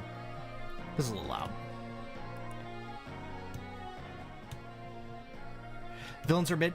So this is what I like about the Black Fang specifically, is that this group is essentially one to parallel the idea of, your main characters. The idea of, in Fire Emblem, you recruit, you get an army, you become strong, you become a found family. The Black Fang are a mercenary group that exist as a found family who are crumbling from within. They are being used by a greater evil in order to fulfill a greater purpose, and they do not know it. Essentially, they're treated as a family, adopted thing. Whitebeard's crew from One Piece, essentially. But if Whitebeard was being whispered to in the ear by Blackbeard to do things, and Blackbeard was his hot new wife, who was... this metaphor sucks. If they were being manipulated and twisted in their worldview to be an instrument of death and discord amongst the world, how they use thoughts of revenge and other members of the Fang dying in order to not see blindness, in order to be so obsessed with ideas of revenge, of striking out on their own. And it lets me talk about Nino, the little girl who's at the center of it all, being essentially groomed to be eventually a greater heir, this last remnant of the family, and how they eventually have to reject her if they have completely fallen into darkness, or embrace her as a guiding lifelight. It is essentially the antithesis of every Fire Emblem game, of, you know, finding a cause to believe in. This is your cause rapidly deteriorating as a group, and I think that's cool. Don't diss the Whitebeard Pirates. No offense to the Whitebeard Pirates. They're super cool, but I accidentally made the worst metaphor of, like, sexy Blackbeard. Like, of all the villains? Yeah, no. Conceptually, these are the ones I like the most.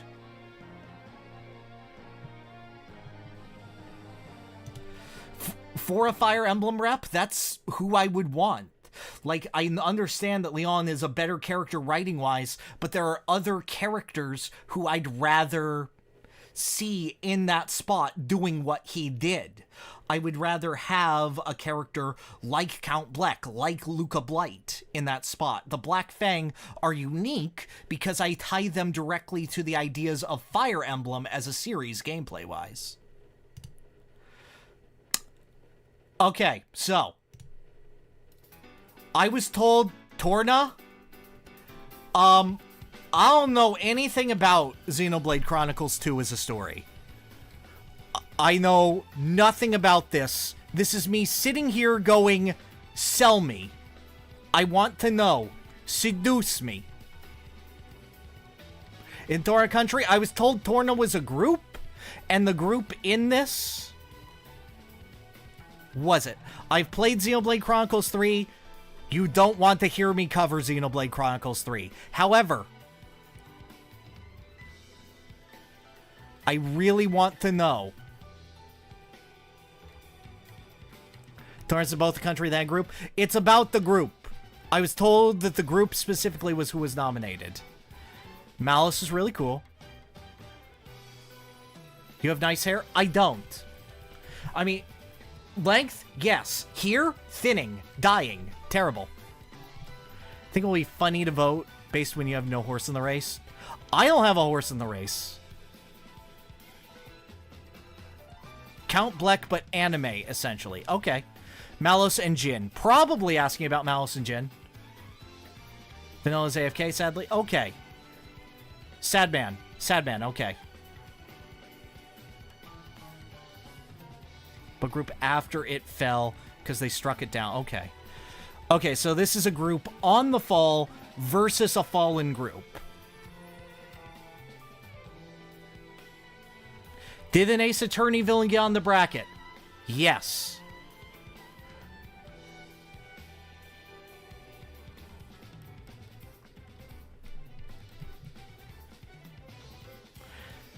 Malice exists and embodies man's hatred to humanity. Is this? No. Essentially traumatized man. Okay. I'm gonna sit here and ask. This is a good song. This is just here as a ring. So let's see.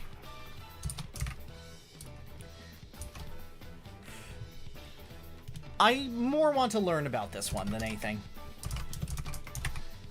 Any plans for a video on him? No, I am not big enough into FF14. I just like the character. Chat is pitching for us. I want to see chat pitch.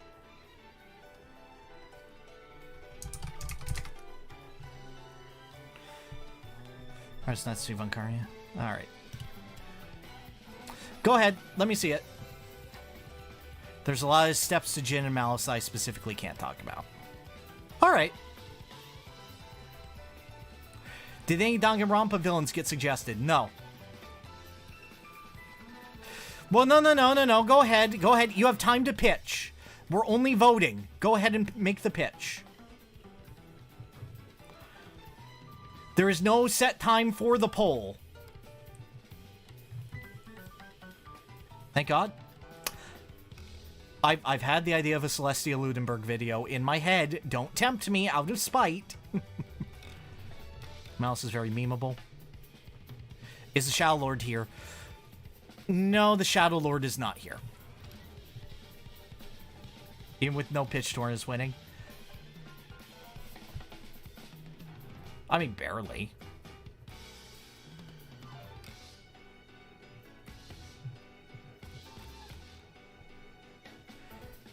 He literally carries his loved one's heart in his chest. Oh, like Bionic Commando!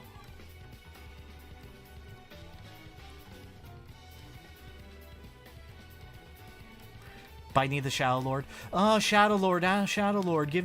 Go and give Weiss a big sloppy kiss, Shadow Lord. Okay, so Torin is like, what if the Black Crew knew exactly that they were doing and were totally wrong? Okay. Alright. That's good enough for me.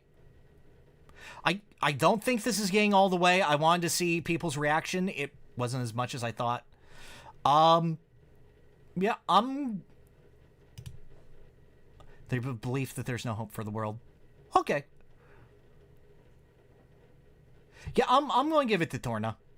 I'm going to give it to Torna. I don't think that either of these are very long for this bracket, and I appreciate it, but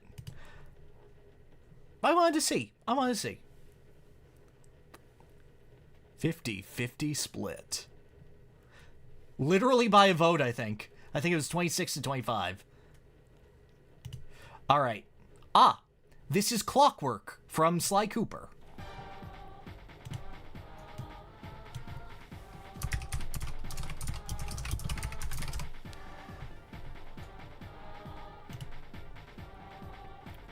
Clockwork is history's biggest hater.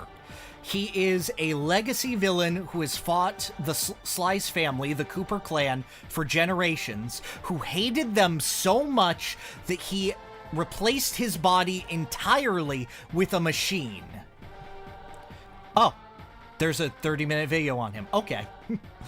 He is a character who represents the eternal hatred of legacy, a character that will not allow your mistakes to be forgotten because he exists as a boogeyman to hate everything that you have done.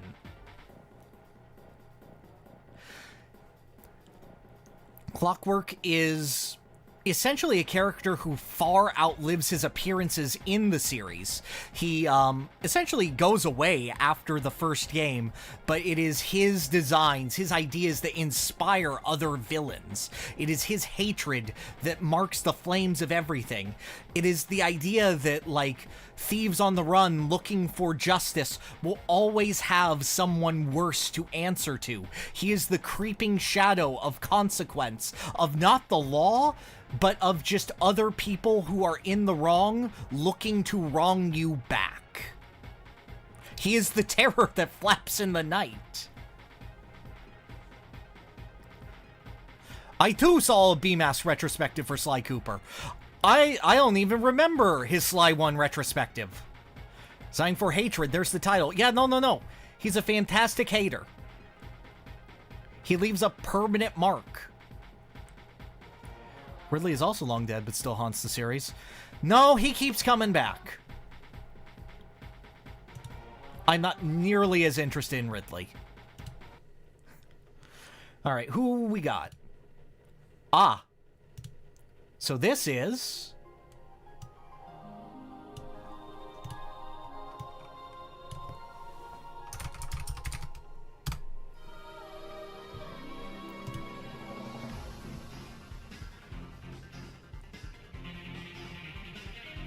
So. No. I just like this version. Oh, Kirby villain. Both an easy pick for me. Oh.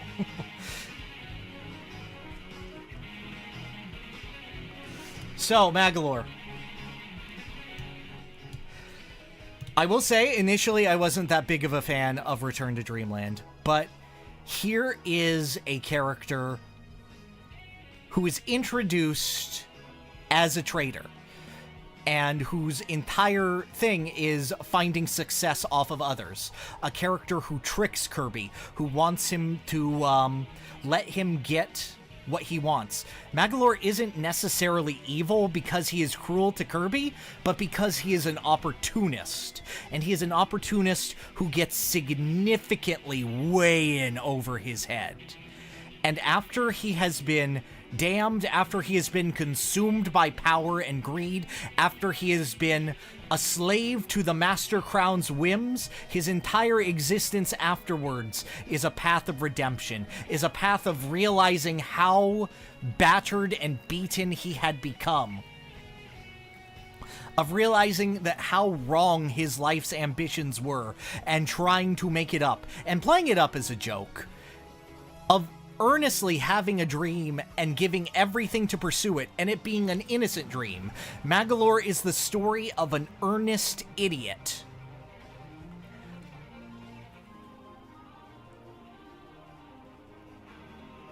And I really like that.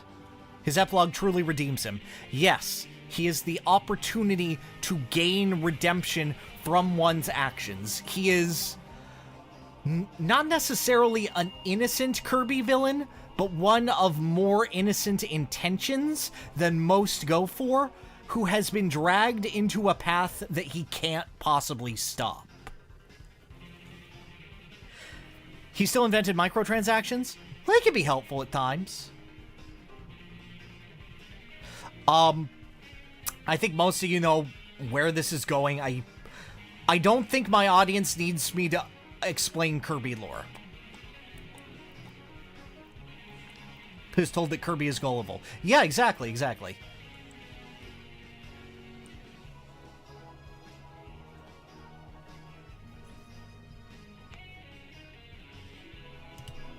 All right, let's do a poll here of Clockwork and...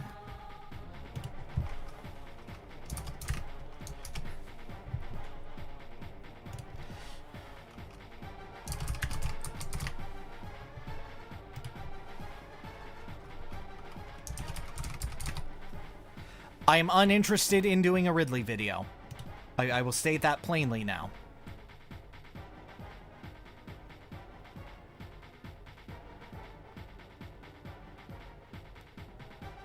Oh, closer than I thought.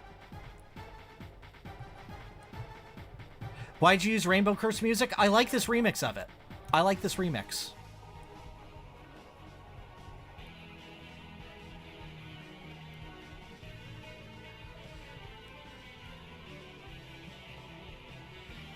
What do you think about Clockwork's Death Ramble? I would have to redo... I'd have to look back at it, really.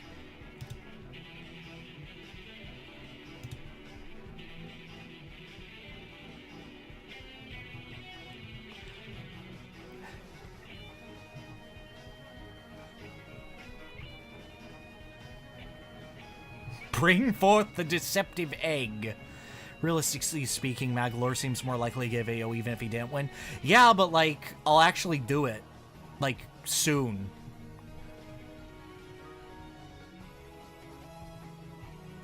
Oh, please don't take me going for or liking or disliking a character in any way to represent, your feelings toward them.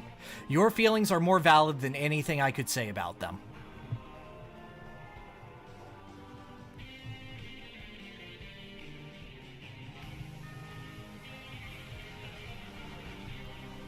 Right, I'm going to see if the next vote tips it over the edge for Magolor, or if I get to make a decision. Because we have 68 votes, and it'd be really funny to get 69.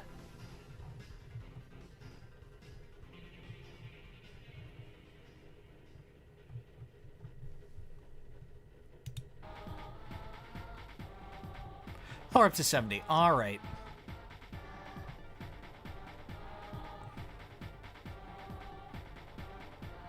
I'm going to call it here. I think I have more unique to say about Magolor than I do about Clockwork. I think that if you guys would like to suggest a Bentley video, I might be better suited for that. I think Clockwork has been gone over in solid depth. I think Magolor I could still add things to. These are my thoughts on it.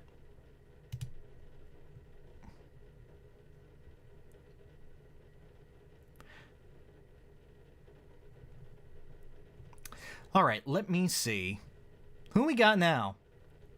Then we suggest a Bentley video. Ah. I can't show pictures for this one. This is audio from Live Alive.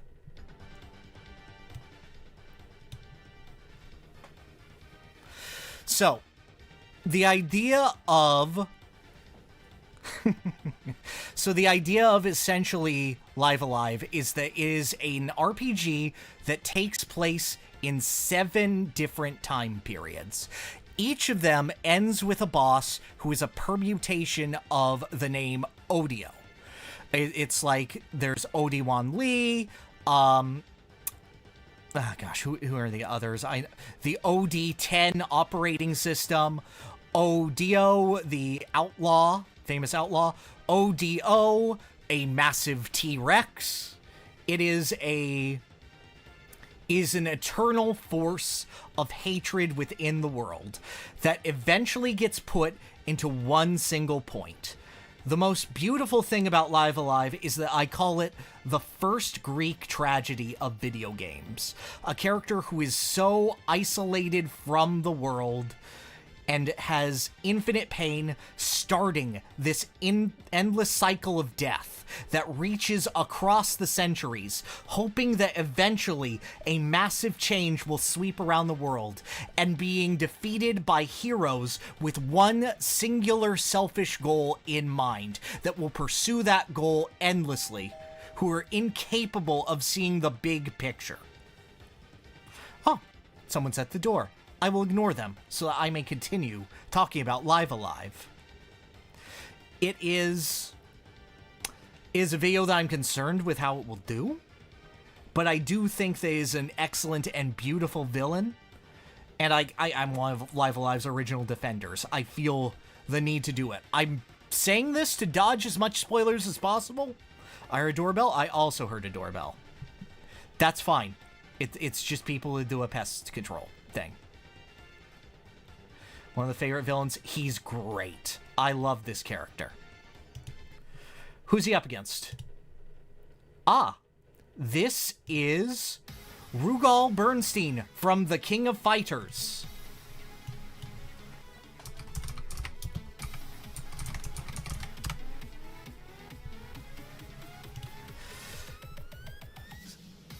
So, he looks like this. He's very fancy. So, Rugal is such a fun villain. This is the original SNK boss, so to speak. He is infamous for being incredibly, incredibly difficult, reading your inputs like a monster, and he's just a dude. The King of Fighters series goes into fighting dark gods and dark priests and all sorts of things and all sorts of issues. Rugal exists as the counterpoint of, I'm just a guy who fucked around and found out. He gets overwhelmed by the dark power, and yet he continues coming back entirely because of his reputation as a difficult boss fight.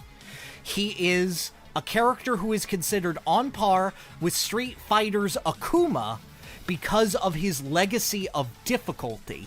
He is a villain that is propped up entirely because of his fan reception as a difficult challenge to always put yourself against.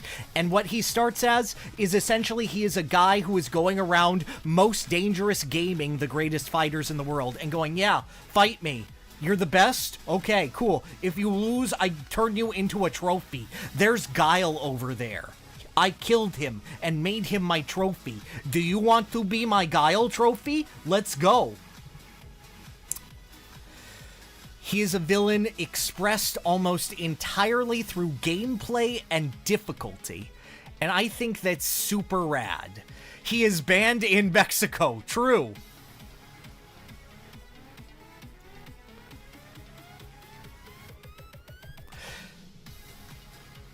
Incredibly fun character.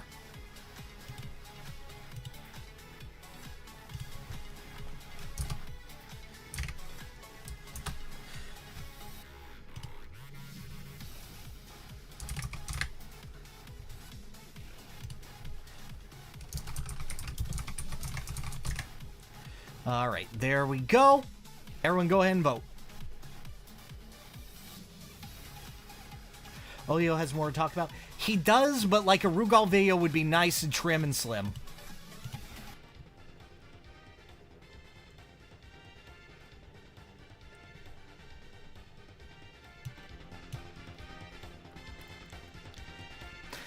Can't imagine it without Kane from the Amazing Digital Circus. What, like, Pomni! You didn't block that cross-up, Pomni! He's mixing the hell out of you!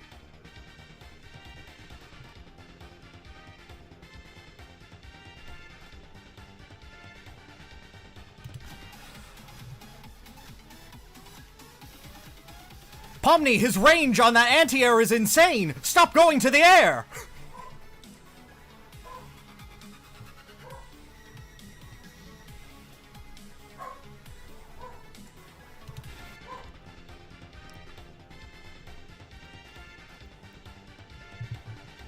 Huh? Jack's video win. Sure. New York City! Yeah, this is the other one.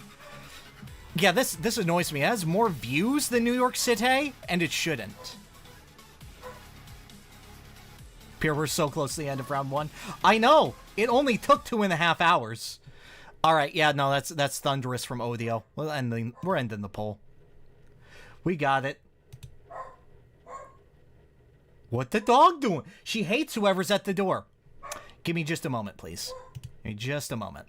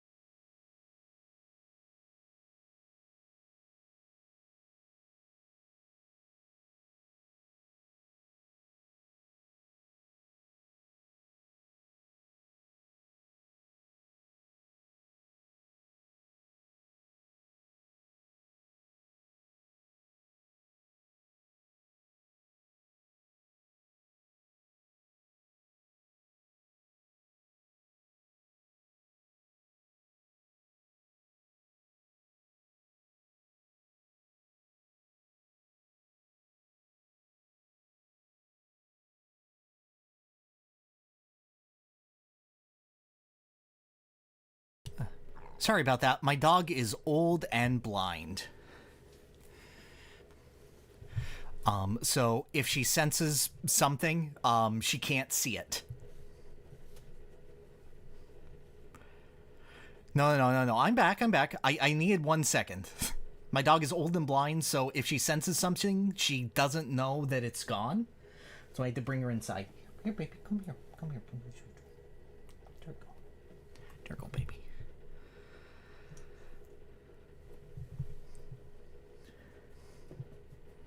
Yeah. So let's see. So this was a fascinating concept to me.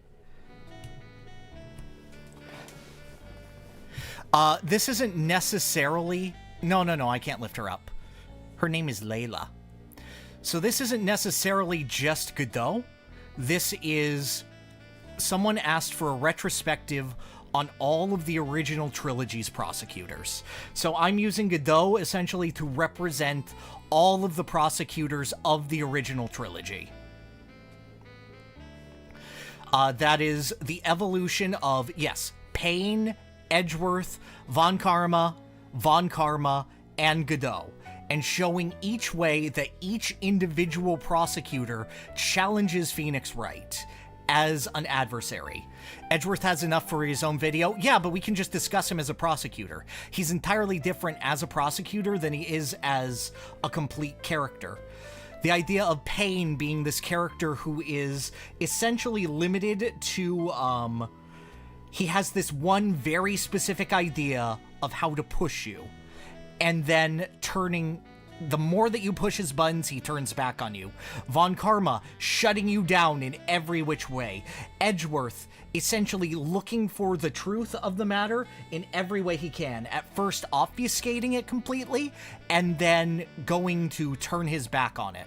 Francesca, just incredibly aggressive, the most aggressive prosecutor in the series at challenging you. And then Godot, who exists essentially to allow you to make your point, allow you to show him what you've got.